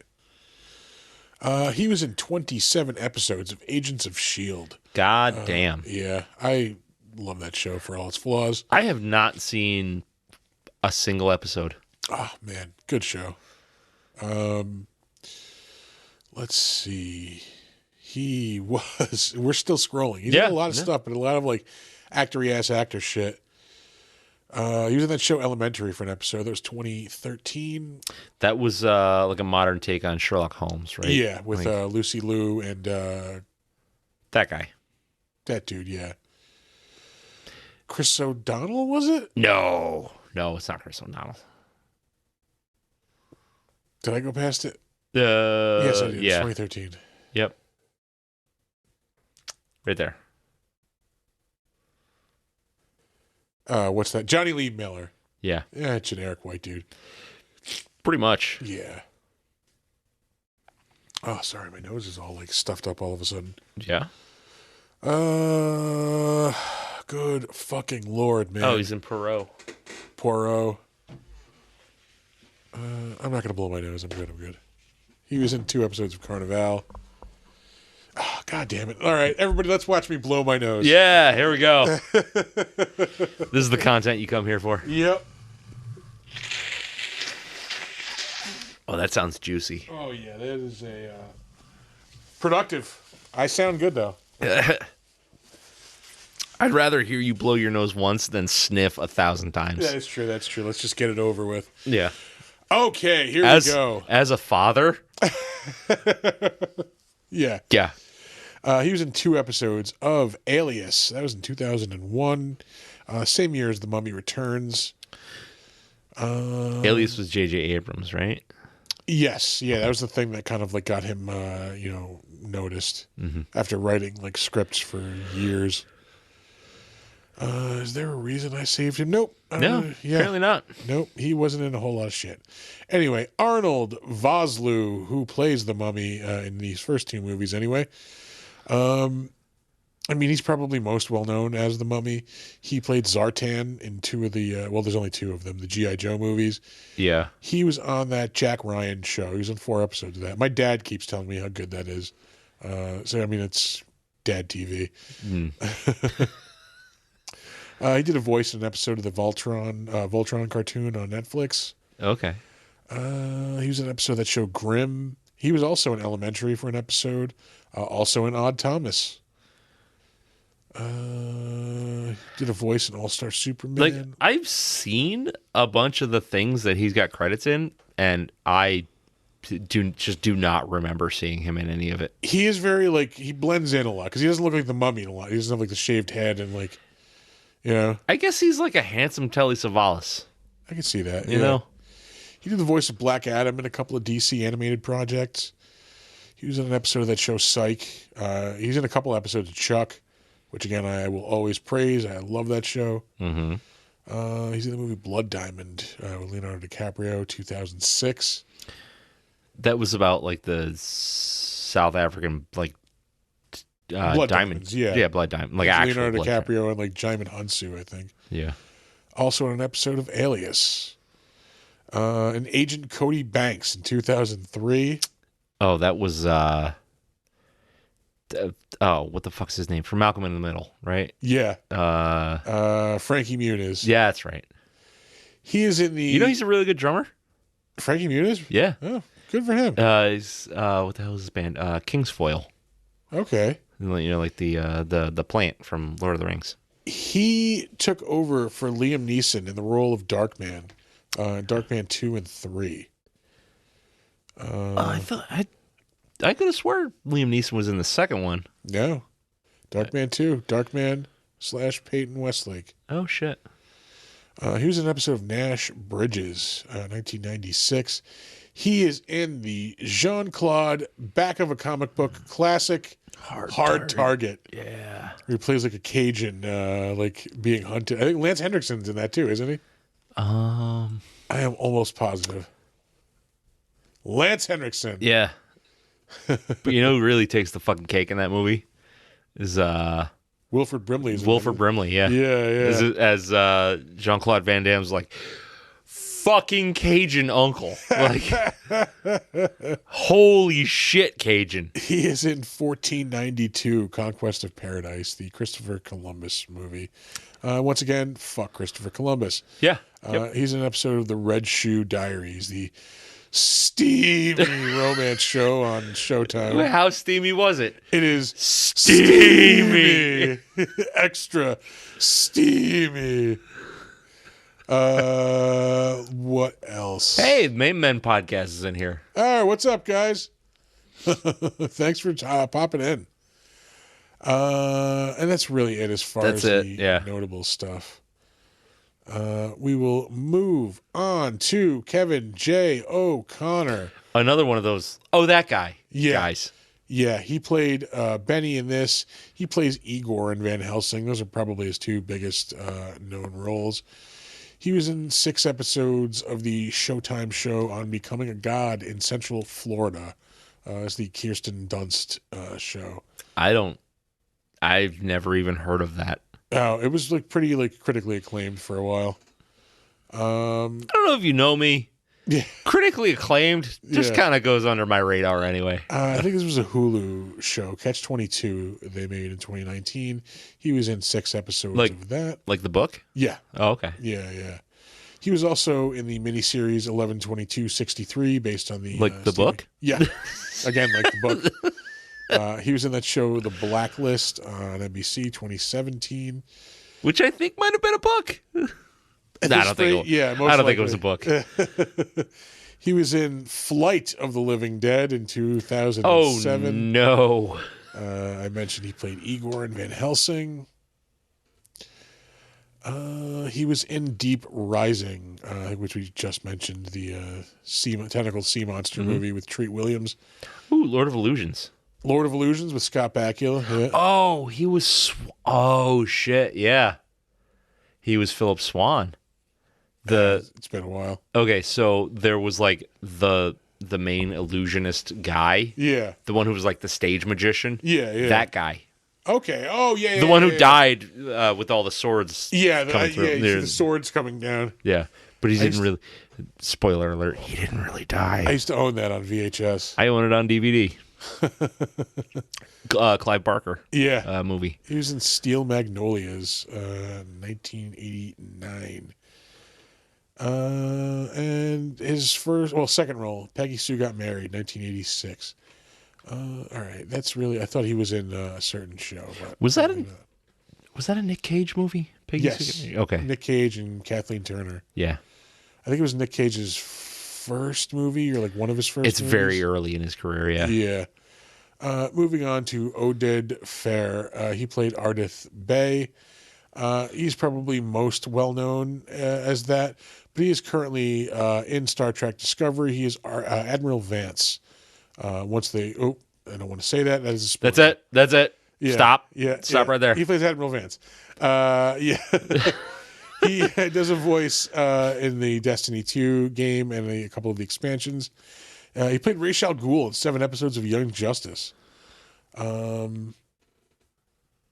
He's in a couple of those interchangeable police shows on like CBS, FBI, and their various. There shouldn't be that many shows titled FBI : something or other. There are many. He was in 4 episodes of The Blacklist, which may or may not have been based on a book. Was an episode of How to Get Away with Murder. Once Upon a Time was kind of a good show for like 2-3 seasons, and then just fizzled out. It's just so samey. I think I had an actress on that show on my old podcast. Yeah? Yeah. I'm pretty sure I did. Like, it never got to be like bad. It's just really fucking repetitive. Once you like the concept of like, okay, they're real life like fairy tale people. Like, all right, Yeah. Which was executed infinitely better in the comic book Fables. yeah, yeah, that's an awesome book. We also had Bill, what's his name, Willingham on our podcast. Yeah, that dude's awesome. Yeah. He played the voice of Mr. Freeze in a couple of DC animated projects.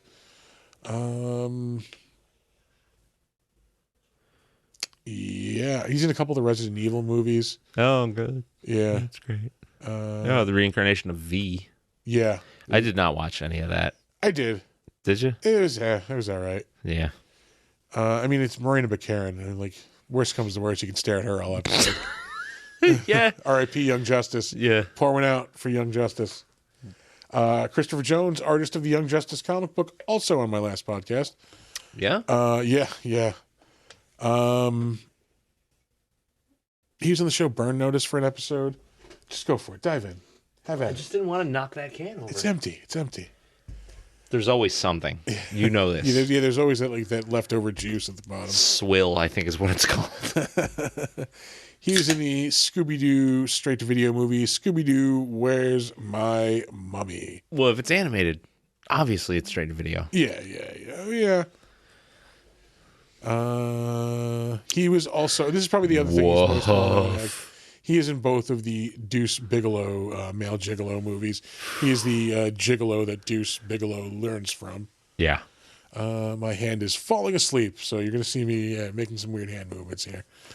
All right, moving on. Eric Avari, that guy. That guy. Yeah, he's in a lot of movies. Like, you've seen his face. I don't know if there's like a specifically like well-known thing he is in. He also did a voice in the Destiny 2 game and expansions. Pardon me. He was also in an episode of Grimm. Scorpion was a good show for a while. Scorpion, yeah, that was a CBS show. He was in 3 episodes of Warehouse 13 on Sci-Fi. An episode of The Mentalist. An episode of Parenthood. An episode of Party Down, which I think the revival of that show just came out. I kind of want to watch that. That was a really funny show. Yeah? I don't know that I know what that is. It is. They're all like waiters for like a catering company. It's all like a bunch of comedians, like fucking Ken Marino, like Martin Starr, like guys from like The State and stuff. Yeah. Lizzie Kaplan's in it also. Oh, okay. Yeah. This dude is in a lot of shit. Paul Blart Mallcrop. Blah. Blah, blah, blah, blah, blah. Also in 2 episodes of Burn Notice.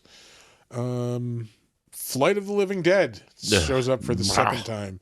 He is in 4 episodes of Heroes. Jag, NCIS, also an Alias, original flavor Law and Order. A lot of people show up in the Wonderful World of Disney too in the credits this evening. Yeah. He's in Mr. Deeds. That might be the thing he's most known as. Oh, maybe. Yeah. He's so many shows like Dharma and Greg, Felicity, The X-Files, Star Trek Enterprise. He's in the terrible Planet of the Apes movie, the Tim Burton one from 2001. He's in the Stargate SG-1 show. Yeah. The West Wing. Ooh, 13th Warrior. He's in the 13th Warrior. That is a good movie. He does a voice in Zork Grand Inquisitor video game. He's in the McHale's Navy movie from the 90s with Tom Arnold. I loved it. I'm going to have to switch hands because my hand is like fully pins and needles. No shit. Benefits of working in an office, folks. All the cool things you earn from office work. All the carpal tunnel you can handle. Yeah. He is in... Oh, no. By the way, McHale's Navy, great movie. I do remember like laughing at that movie when I saw it. It's so good. He was in an episode of Roseanne, Babylon 5. He was in Independence Day. Oh, you're getting excited for the thing. I thought you saw something else. Nope. In 1996, he was in Murder, She Wrote. 1 episode. That was the final season of the show. Yeah, he was. That might have been the thing I was really saving it for. Like I said, he's in a lot of TV shows: NYPD Blue, Lois and Clark, Star Trek: Deep Space Nine. He's in Stargate proper, the movie. Yeah. He's in Color of Night, the steamy Bruce Willis psychosexual drama. Is that the one where it was like the brother, but then the brother turned out to be the sister? I saw that way too young. Yeah, way too young. Yeah. So Way Bruce Willis's too young. dick at the age of like 12 or 13. Yeah. I was 15. That was 1994. Okay, so Yeah. He's in. I was 9. Yeah, I saw that. I was 9. Got a glimpse of Bruce Willis's hog at the tender age of 9. Oh God. What? Oh, I don't even have to do that anymore. I sometimes wish. I had a little bit of guidance.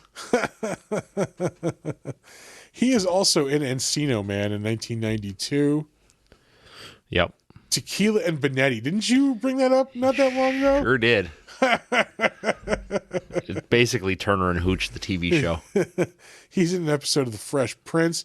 He is in 3 different Star Trek shows, as he's also in The Next Generation. Yeah. Murphy Brown, L.A. Law, As the World Turns, and that's a General Hospital also. Mm-hmm. His first role, 1962. Jesus Christ. Damn. He had a 20-year gap. Yeah. Stephen Dunham, who tragically passed away in 2012, apparently, of a heart attack. Oh, shit. He is one of the 3 Americans. He's the like the blonde dude with like he's wearing like a white shirt for most of it. He's the anti-Fraser. Yeah. Aside from this, his most well-known role is probably in Paranormal Activity 4. I believe he's the dad in that movie. I haven't seen any past 1. They look bad. Yeah, I mean, like they have their moments. They get really weird. Towards the because they have to like break the format eventually. Right. Yeah. I mean, like the first one was all right, but it didn't make me want to see the second one. Yeah, they try to build like a whole mythology and like it's. Yeah, I don't need that. It's a bit much. Yeah. It's like if you try to make a sequel to the Blair Witch Project. Yeah, or 2 of them. Yeah. Yeah.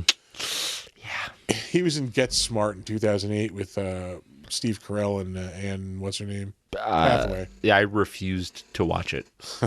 Dude, I have such fond memories of watching Get Smart as a kid. That like my hatred of Steve Carell just like trumped it all. All right. He's in the movie Anger Management with Adam Sandler and Jack Nicholson. Mm-hmm. He's also in Catch Me If You Can with Leonardo DiCaprio and Tom Hanks.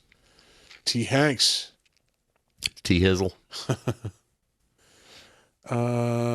He's in the movie Traffic in 2000. That was a pretty good movie.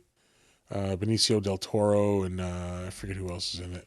It was like Drug Runners, right? Yeah, I think Don Cheadle is in it also. It's like it's like Michael, what's his name, from Romancing the Stone, Douglas. Yeah. He's also. It's like the drug cartel, like the drug war on like different levels. So like you have like the DEA version, like the cartel version, like all these different like levels of it. Yeah. And that's really it as far as the notable stuff. We will move on to Corey Johnson, who's another one of the American dudes. He's the last one to get killed. Is he the one that had his eyes and tongue removed? No, he's the very last one. Oh, okay. I forget how he dies. I don't know. Yeah. We haven't had the movie up for a while. Yeah. We were on the credits here. Yeah. He is in the film fucking classic. Oh, Lord. Morbius. It's Morbin time. Yeah, episode 55, I believe, of this show. I think you're right, yeah. Yeah. Tune in to check that out. That was fun. That was a fun episode. That was another drunken watch along. Oh, we lambasted that son bitch. Yeah, which is why we're going to have to do it for the 2017 Mummy. Yeah.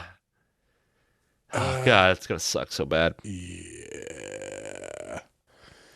There's dude, not a lot here. I think there's a reason I kept him. I mean, he's in the Xenoblade. Xenoblade Chronicles, yeah. Yeah. Which those are games that everyone tells me are amazing. I tried to play the first one, and it was just like, I don't know. I guess I can't say it was bad, but there's more dialogue than game. You know, like those really old school JRPGs where it's just like cutscene after cutscene after cutscene. Yeah. He's in Kingsman, the first Kingsman movie, the church leader. So I'm assuming he's in that fucking badass church action like fight scene. Okay. I really love those fucking Kingsman movies. I think the third one's a little. I tried to watch the first one when it was pretty new, and it just, I don't know, if I wasn't in the right headspace or something. It was doing nothing for me. Yeah, I really dig them. Based on a Mark Millar comic, and Mark Millar is fucking awesome. Yeah. Wrote the comic book version of Wanted, which is better than the movie Wanted. Wrote the Ultimates comic for Marvel, which is basically what gave birth to like Kick-Ass. He wrote Kick-Ass. Yeah, I forgot about that. But the Ultimates kind of gave birth to the MCU, the modern, like, the movie version of the Avengers is kind of based on the Ultimates. Yeah. Which was a fucking awesome fucking comic. Yep. Coincidentally enough, this dude's in Kick-Ass. No shit. Yeah. I think Mark Millar also wrote, oh boy, Bright. Oh, what the fuck? Brightest Day, Blackest Night? No, it's like a superhero kind of standalone thing. Yeah, he also wrote Nemesis, which is fucking great. All right. Was it Starlight? Maybe no. I don't remember. It's about a retired superhero guy who comes back into action, and it's really fucking good. All right. He was in an episode of Doctor Who in 2005. He is also in Constantine the video game. Never mind. He's in Hellboy. That's why I saved him. He's Agent Clay. Was Hellboy. Clay the one that had the hair plugs? I think he was. Yeah, maybe. I don't remember. I don't remember. He's also in Reign of Fire. Wow. Video game. Shit. So he's doing a lot of video game voice work for movies that we've done on this show. Oh, wow. No, okay. So he did the voice for the McConaughey character in the video game. Yeah, I didn't know there was a video game. Neither did I. He was in the movie Black Hawk Down with Tom Sizemore, which is a movie I could have asked him about if he didn't go to the bathroom for 20 minutes. Yeah, he went to the bathroom, had to go home. Yeah. So weird. Strange how that happened. Mm-hmm. Bathroom smelled like burnt plastic afterwards. I don't know why that would be. Jupiter Legacy. He was in an episode of Nash Bridges. He's in the Shadow Man video game. I didn't love that. Yeah. I mean, I guess right at the time it came out, it's cool. But a few years later, if you go back to it, it's not that good. Not great. He is in Saving Private Ryan, 1998. Oh, pardon me. And that's really it as far as the known stuff. Yeah. Moving on. We still have a bunch of people. Jesus Christ. God, there were so many people in this fucking movie. Yeah, we have Tuck Watkins up next, who is the third of the Americans. He's the one who gets his eyes ripped out and tongue ripped out. Oh, yeah. And then the mummy comes back for his fluids later, apparently. I never caught that before. That was really gross. Yeah, sure was. This mummy's just walking around full of these dudes' jizz. Gross. Is it mummy or the cummy? Cummy. Yeah. I like that we went for the same fucking punchline. It's low hanging fruit. Yeah, it's really fucking low hanging fruit. Yeah. He's in that show Black Monday on Showtime, which is really fucking funny, with Don Cheadle and Paul Scheer and Regina King. I don't get Showtime. Yeah, I had gotten like a free trial and started watching it and like kept it. Yeah, so I could finish watching that show. I know there are a couple of good shows on it, but just I don't care enough. He was in an episode of It's Always Sunny in Philadelphia in 2016. He was in an episode of Castle also in 2016. Love Castle. But I love most of Castle. The last couple of seasons just did not need to be a thing. He's in 3 episodes of Parks and Recreation, an episode of Bob's Burgers.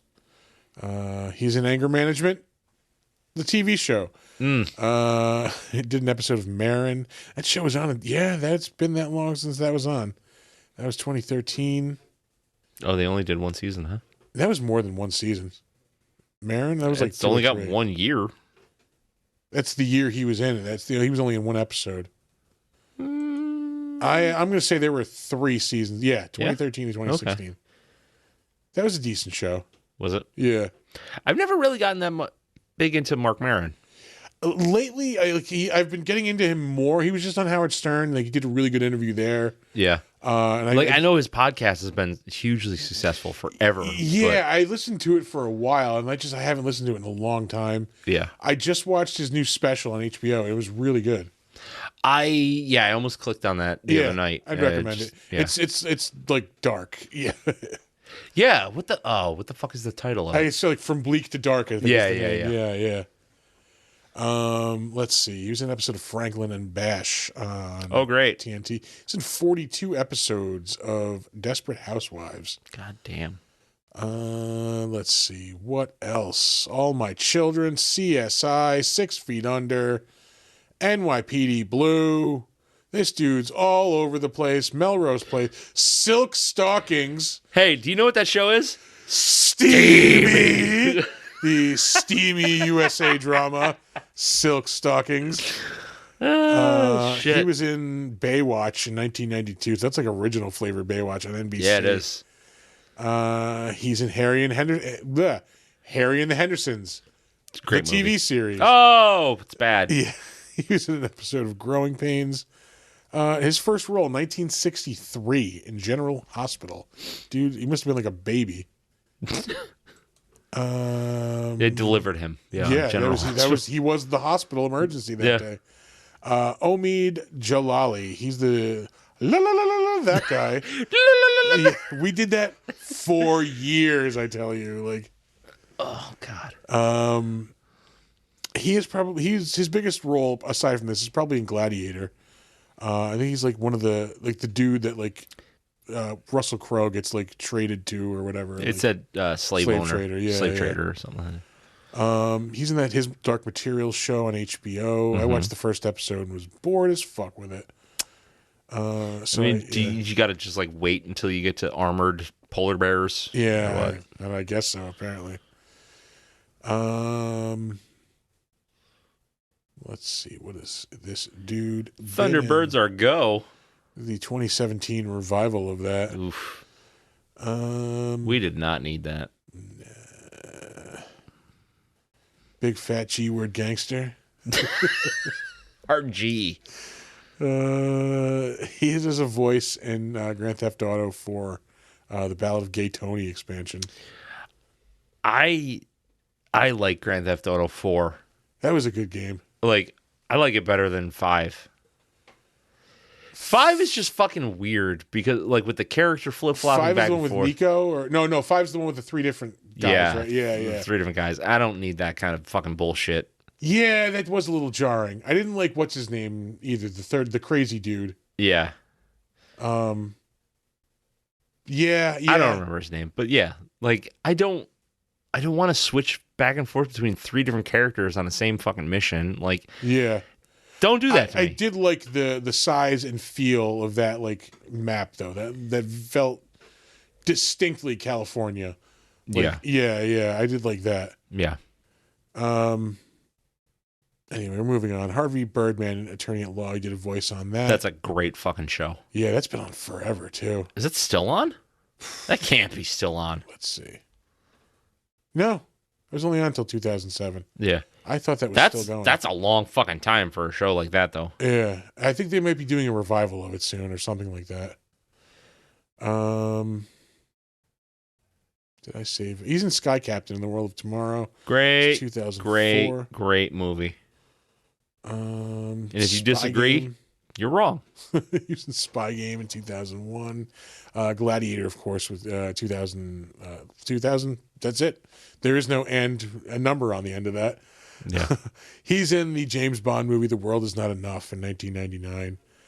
I dig that movie, but it is, of course, not one of the greater James Bond movies.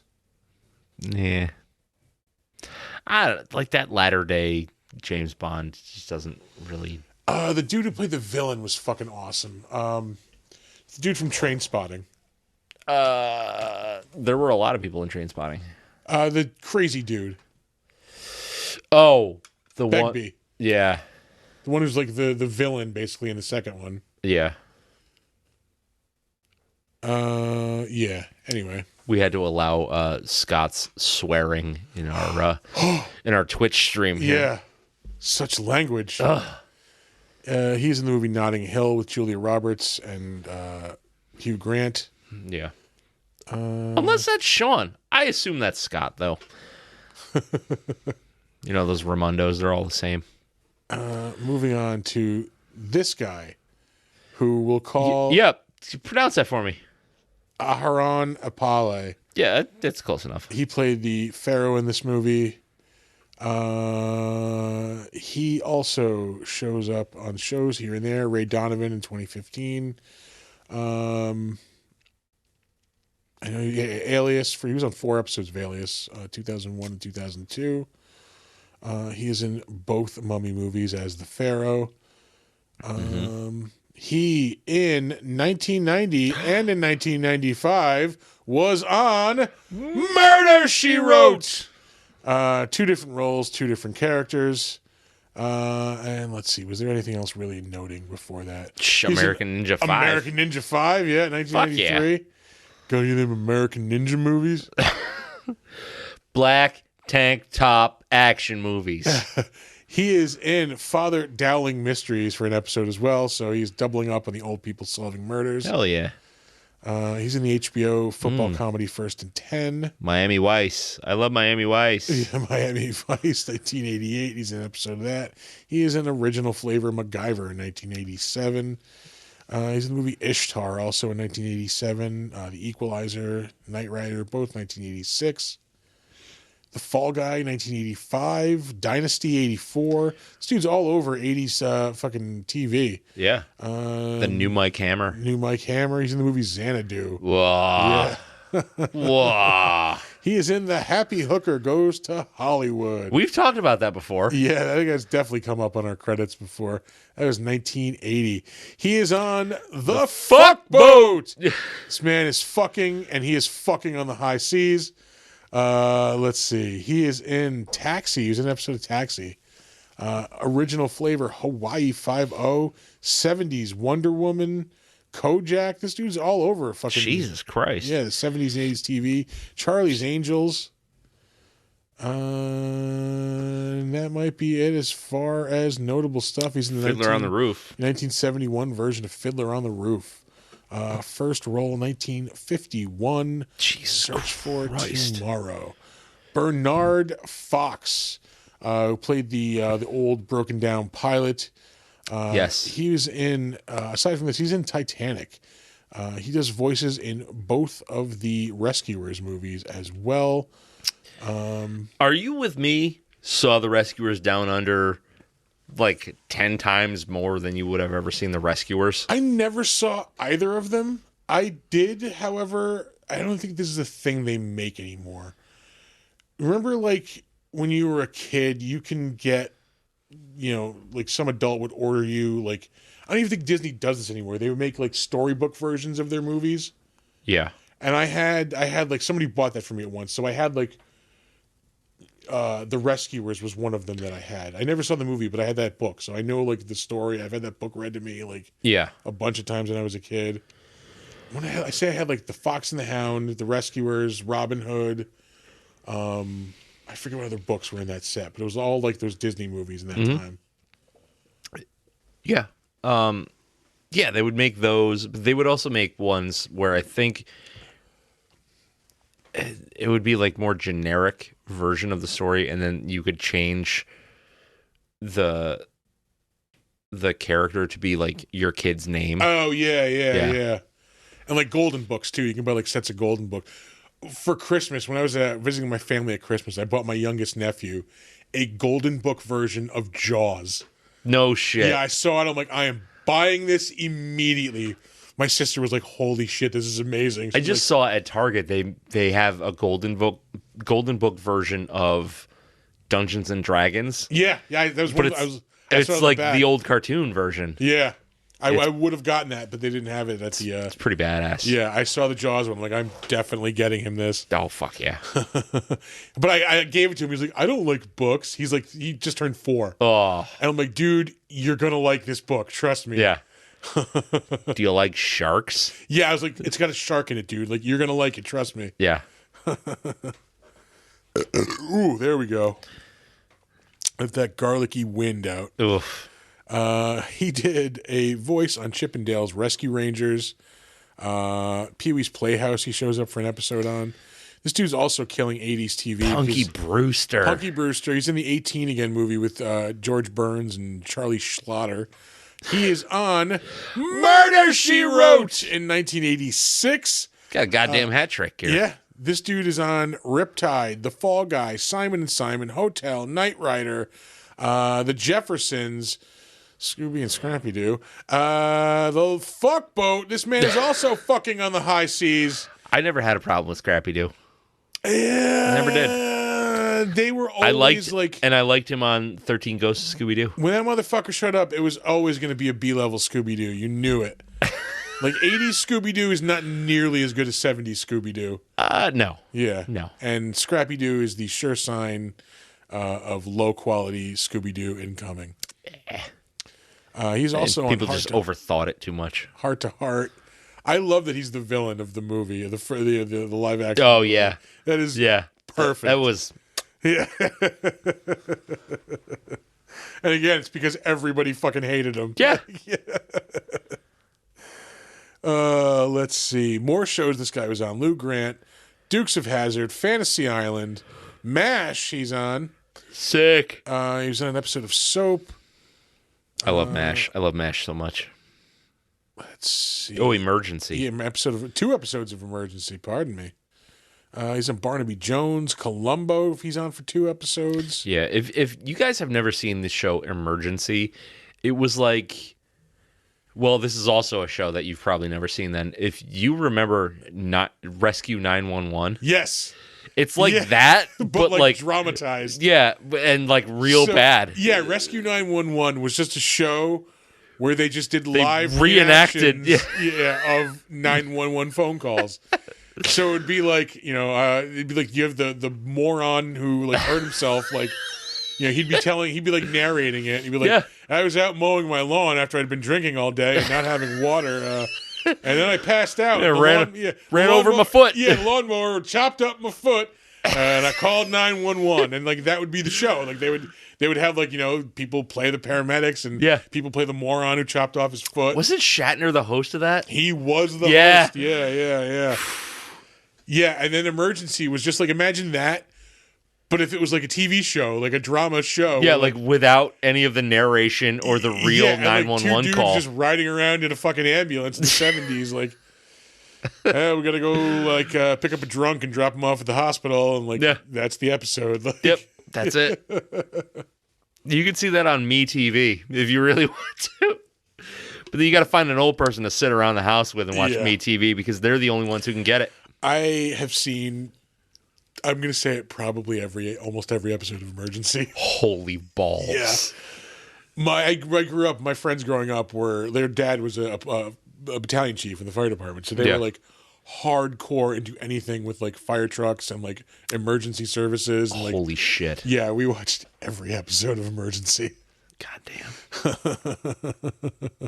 They would videotape every like episode. Oh, and God. watch it. Yeah. Oh, man. You wonder why I got the fuck out of the suburbs. Only to come right back. Right back. Anyway. Living in the big city for about a hot minute. That's our king level Patreon. You got to pay $20 a month to hear that podcast. The emergency podcast. The Chris whines about his childhood in the suburbs.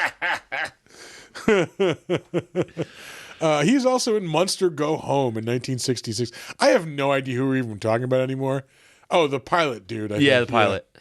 He's in I Spy, I Dream of Jeannie, F Troop, The Andy Griffith Show. F Troop is awesome. Did a voice in the Flintstones. Perry Mason shows up again. Dick Van Dyke Show.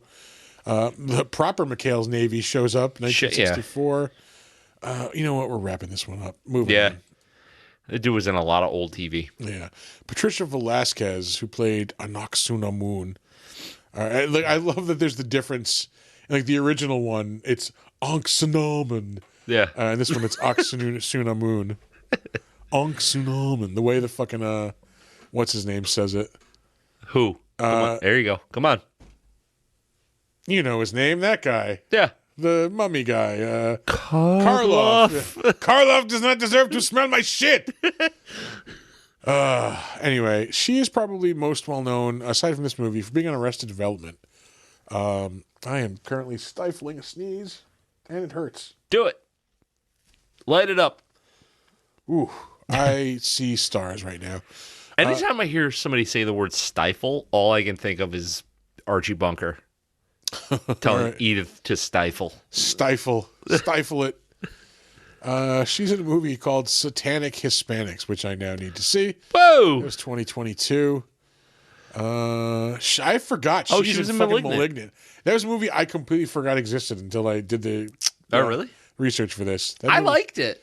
It is so batshit crazy that it. Yeah, I didn't love it, but I like for the sequel. Yeah, I'll definitely watch it. Aside from that like La Llorona, like proper? Is that like the one that all these other La Llorona movies are copying? I think it is. Yeah, it is. This is the one from the people who made The Conjuring. Okay, so I have wanted to see that, but I can never remember which one is There's so many similarly titled La Llorona movies. Yeah, it's like when The Nun came out. Like, there's like 1,000 nun-based ghost movies. Like, yeah, this is the one with Linda Cardellini, who I love. Oh, she's great. Yeah. Oh yeah. Yeah. She was Velma in the Scooby-Doo movies. Yeah. Yeah. That did things to me. This better not awaken anything in me, and it did. Anyway, she was also in Grandma's Boy too. Yes. Which I love that movie. The Gray Bush.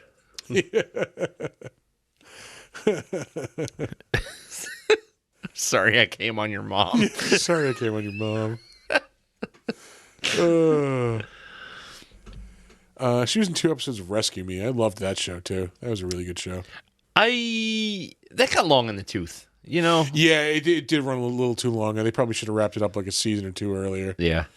But the first couple FX seasons classic. are perfect, man. So hilarious. She was in the CGI Beowulf movie in 1999. And she's in the Red Hot Chili Peppers. Oh my God. Red Hot Chili Peppers Breaking the Girl video in 1992. Go back up a little bit. I thought I saw something I recognized. It's a B-level Chili Peppers song. Oh. In my opinion, anyway. Oh, that's not the Mindhunter I thought it was. Okay. Oh, yeah, no. Yeah. Lastly, we have Carl Chase, who was the guy with the hook. He was in it for like a minute. Yeah. I saved him because he's been in like some notable shit.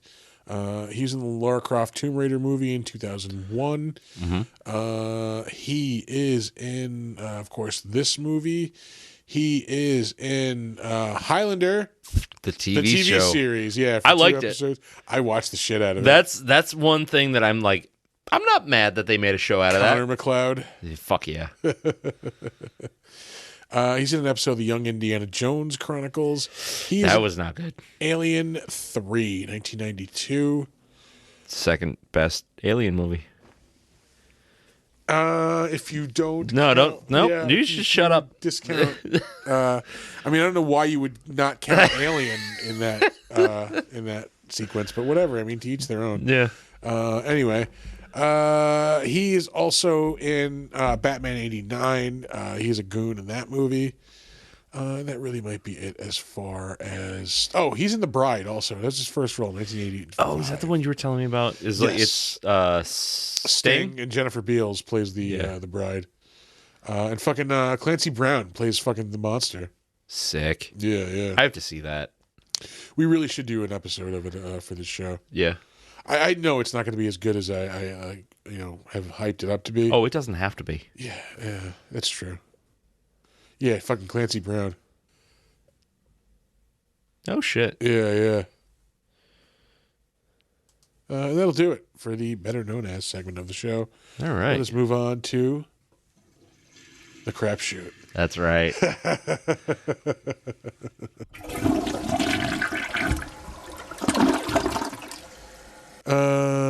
Anyway. Yeah. There was something we said we were going to... Oh, yeah. Joe Bob? The Joe Bob, yeah, the Valentine's Day special. The Joe Bob. Ooh, boy, that was a watch. Necromantic, huh? Yeah, that's a thing that's now in my eye holes and brain forever. So I started watching that, and then I fell asleep before the first movie started. I didn't watch the first movie. I just watched Necromantic. And I woke up during Necromantic. Ooh, when Jesus. it was 2:00 in the morning. Yeah. I woke up and I saw a dude in a bathtub rubbing cat guts all over himself. Yeah. I was awake from there to the end. Dong out. Just, yeah. And that's a, Woo! that was... I don't know what I missed in the beginning of that movie. You missed the girl fucking the corpse by jamming a lead pipe into it and then fucking the pipe. Okay. Yeah. So about on par with the rest of the movie then. Yeah. The girl also bathes in cat guts. Yeah, that was a hard fucking watch, man. Yeah. That was a hard watch. That's fucking grim. Yeah. It took me maybe like 3 or 4 sittings to get through it. Oh, really? Because I would like watch a little bit and like, all right, I need to fucking step away. Like, Yeah, no, I was watching it. And Shelly woke up at one point and goes, "What the fuck are you watching?" To which I said, "I have no idea." I can't defend this. Yeah. It's just a movie. Yeah. Just a movie. It's a fucked up movie. The ending scene? Are you shitting me? Yeah. Where he's stabbing himself in the guts with a full-on hard-on. Full-on boner, just blowing a load, which then turns to a bloody load. Yeah. I don't think that's how it works. Yeah. No, I'm pretty sure that is not how it works. I don't think if you get stabbed in the belly, you come blood. With just a giant hard-on. Massive. It was like the size of this fucking beer can. Oh, God. And there's a sequel to that movie, which is apparently even worse somehow. Like, oh, that was a rough. I could not watch the rabbit scene. You fell asleep for that. They did show it at the end in reverse. They showed it at the end in reverse. Yeah. I literally had to like look down. No, they literally skinned a rabbit. It, like, took the shit out of its guts when you see this rabbit being from like alive and hopping around, being a cute rabbit. I can watch that kind of stuff if I know, like, oh, they're gonna eat that rabbit, which they did apparently. Like Joe Bob did explain. It was the same as with Cannibal Holocaust. They killed the turtle, but then they ate the turtle. Yeah. You know, I don't need that in my brain. I don't need that in my eye holes. Like, no, I could have done without it. Yeah, but my God. Were you with me? Where just like super annoyed at that woman's vows, like she was, going. That on was and really verbose. Yeah,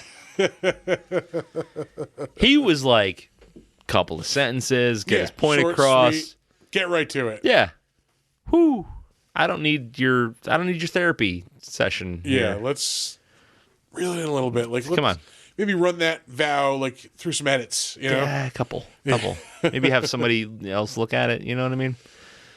Oh yeah, but Necromantic was not an easy watch. Yeah, I like I said, I started watching it because it was like 10 o'clock, 10:30 or something like that. And I started it. It was like, I'm gonna watch this because I love Joe Bob. And then I fell right the fuck to sleep. And then I woke up during that cat gut scene. Yeah, in a surreal nightmare. Yeah, it was like I said, it was like 2 o'clock when I woke up and saw that shit, and then I was just awake till the end. Oh. I was fascinated. Yeah. Like, it's horrifying, but I couldn't turn away. Oh man, it's Yeah, yeah. yeah. Not something I'm gonna watch again. You didn't see the first part. I kind of yeah. want to watch it again to see what I missed. So I guess not watch it again, but like see up to where I fucking. Yeah. Because I love those Joe Bob interludes too. I'm trying to think of other stuff I've watched this week. I really didn't watch shit. I've been watching Discovery. Like I'm almost done with Discovery, and I do love that show. I've been watching a lot of YouTube. I've been like just like chilling out at home watching YouTube until it's bedtime, and then going to bed. I know I've watched some movies. Have I though? This week has been kind of a blur. Yeah, it's true. No, I really haven't watched anything of note. Yeah, I mean, I saw Ant-Man. I mean, not really much to talk about there. My kids went and saw that today. They're actually probably just about getting out of the movie. They're spending the night with Grandpa. Oh, nice. Grandpa was like, "We're gonna go to the movies." Nice. So I think, the movie started at like fucking 8 o'clock. So yeah, they're probably just about getting out of it now. Yeah, it is about 2.5 hours. Yeah. Have I watched anything horror-wise? Like, there hasn't really been much to watch. I've been scraping the bottom of the barrel with some shit. There we go. Much better. Yeah. I don't think there's anything out, really. Like, I'm just playing catch-up at this point. Yeah. Yeah, I don't know. There's not much to talk about, man. I haven't started any new shows. I haven't even watched any of the shows I've started already. Like, yeah, the Wu-Tang show came out for its final season this week. I haven't started it yet, though. Yeah, I watched the first season and I thought it was good, and I just didn't care to watch the rest of it. See, I thought the second season was better because that's when they blow up. Yeah. Okay. Yeah. Okay. So at this point, I don't think they're a fully formed group at the end of season 1. They definitely are in the second because they're like touring and shit. And yeah. Like, yeah. All right. Wu-Tang forever. Wu-Tang is for the children. Wu-Tang is for the children. You know what's great? Liquid Swords? Liquid Weapons. Oh, is it the Jizza? That's right. Is it Raekwon? I don't remember. I think it's Raekwon. Yeah. Hold on. I know it's the most Wu-Tang album that is not Wu-Tang. Hold on. Let me do this. Get the fuck out of my way, Twitter notification. I don't need you.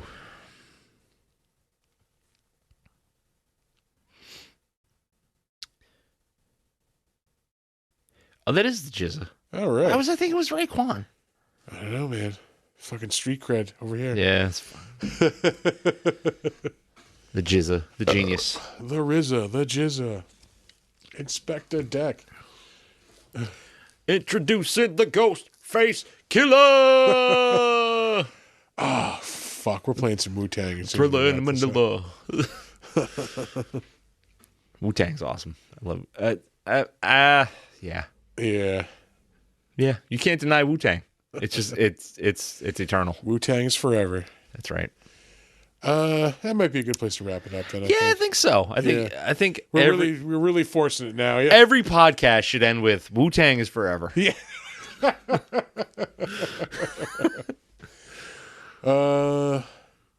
Yeah, I really got nothing else to say. That's it. Like, it's been a light week. I haven't really done anything fucking crazy. Work's been infuriating. But that's kind of it. Yeah. How's your work life going? Stressfully. Yeah. Very stressfully. Nice. That's the reason why I really haven't watched anything because yeah. When I come home, I'm just like, I'm spent. Yeah, I'm nothing. done. Yeah. Yeah. I know that feeling. Like the other night, I came home and drank a bottle of wine, and that's it. Yeah.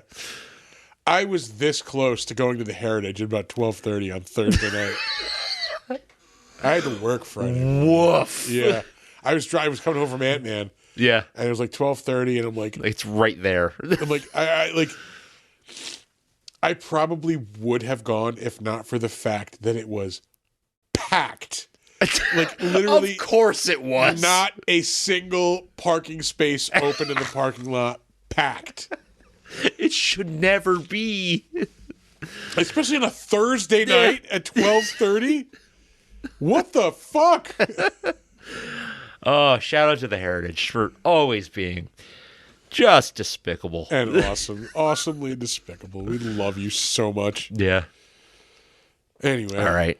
So we're going to leave you with our socials, and we're going to get the fuck out of here. Yeah, we are. Our website is www.bigdumbmonsterspodcast.com, or if you're feeling slightly lazier than that, www.bigdumbmonsters.com. If you feel like you have something that will improve our show, a criticism for our show, something we can drink, something we should watch, whatever, shoot us an email, bigdumbmonsters@gmail.com. If you want to hit us up on Facebook, that is a place that we are, Big Dumb Monsters Pod. If you are on Slasher, the all horror social network, we are Big Dumb Monsters Podcast. That's a great place to be. A lot of really good people there. What else do we got? We've got our Steam account, Big Dumb Monsters. Hit us up on there. Maybe we'll play some games. There is this game coming out on Steam in a couple weeks that I'm definitely going to buy. What's that? It's called Dredge. And like it starts out like a fishing simulator basically. Okay.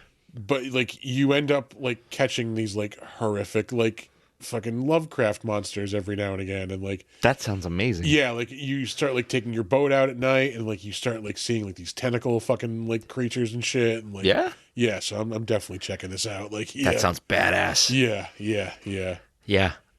So we are Big Dumb Monsters on Steam, and I think that's it for the things that I talk about. Yes, yeah. I'll take over from here. Yeah. You can catch us on Instagram at big_dumb_monsters. We also have a YouTube channel where you can watch the VODs of these streams. Yep. You can also catch the slideshow version of the podcast. Yeah, the fully edited version with all the fat cut. You don't have to stare at our ugly mugs. The slideshow version of the show. So yeah, head over there, like, subscribe, watch some stuff. Enjoy yourself there. Yeah. We are also on Twitch. Hey, you're probably watching us on Twitch if you're watching us right now. But if you're listening to the podcast, we're on Twitch at Big Dumb Monsters on Twitch. We're also at Big Dumb Monsters on YouTube. We really need to update our socials because I am forgetting some of the stuff I know. We also have a merch shop at TeePublic. You can come check us out there. Yep. Look for the Big Dumb Monsters. Is that it? I think that's it. That's it. That's it.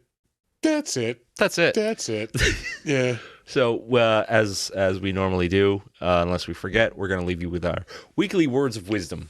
Those are, don't let ghoulies eat your ass. And never sleep in a deathbed. All right. Bye-bye. Let us do that. We will do this. And we're going to do...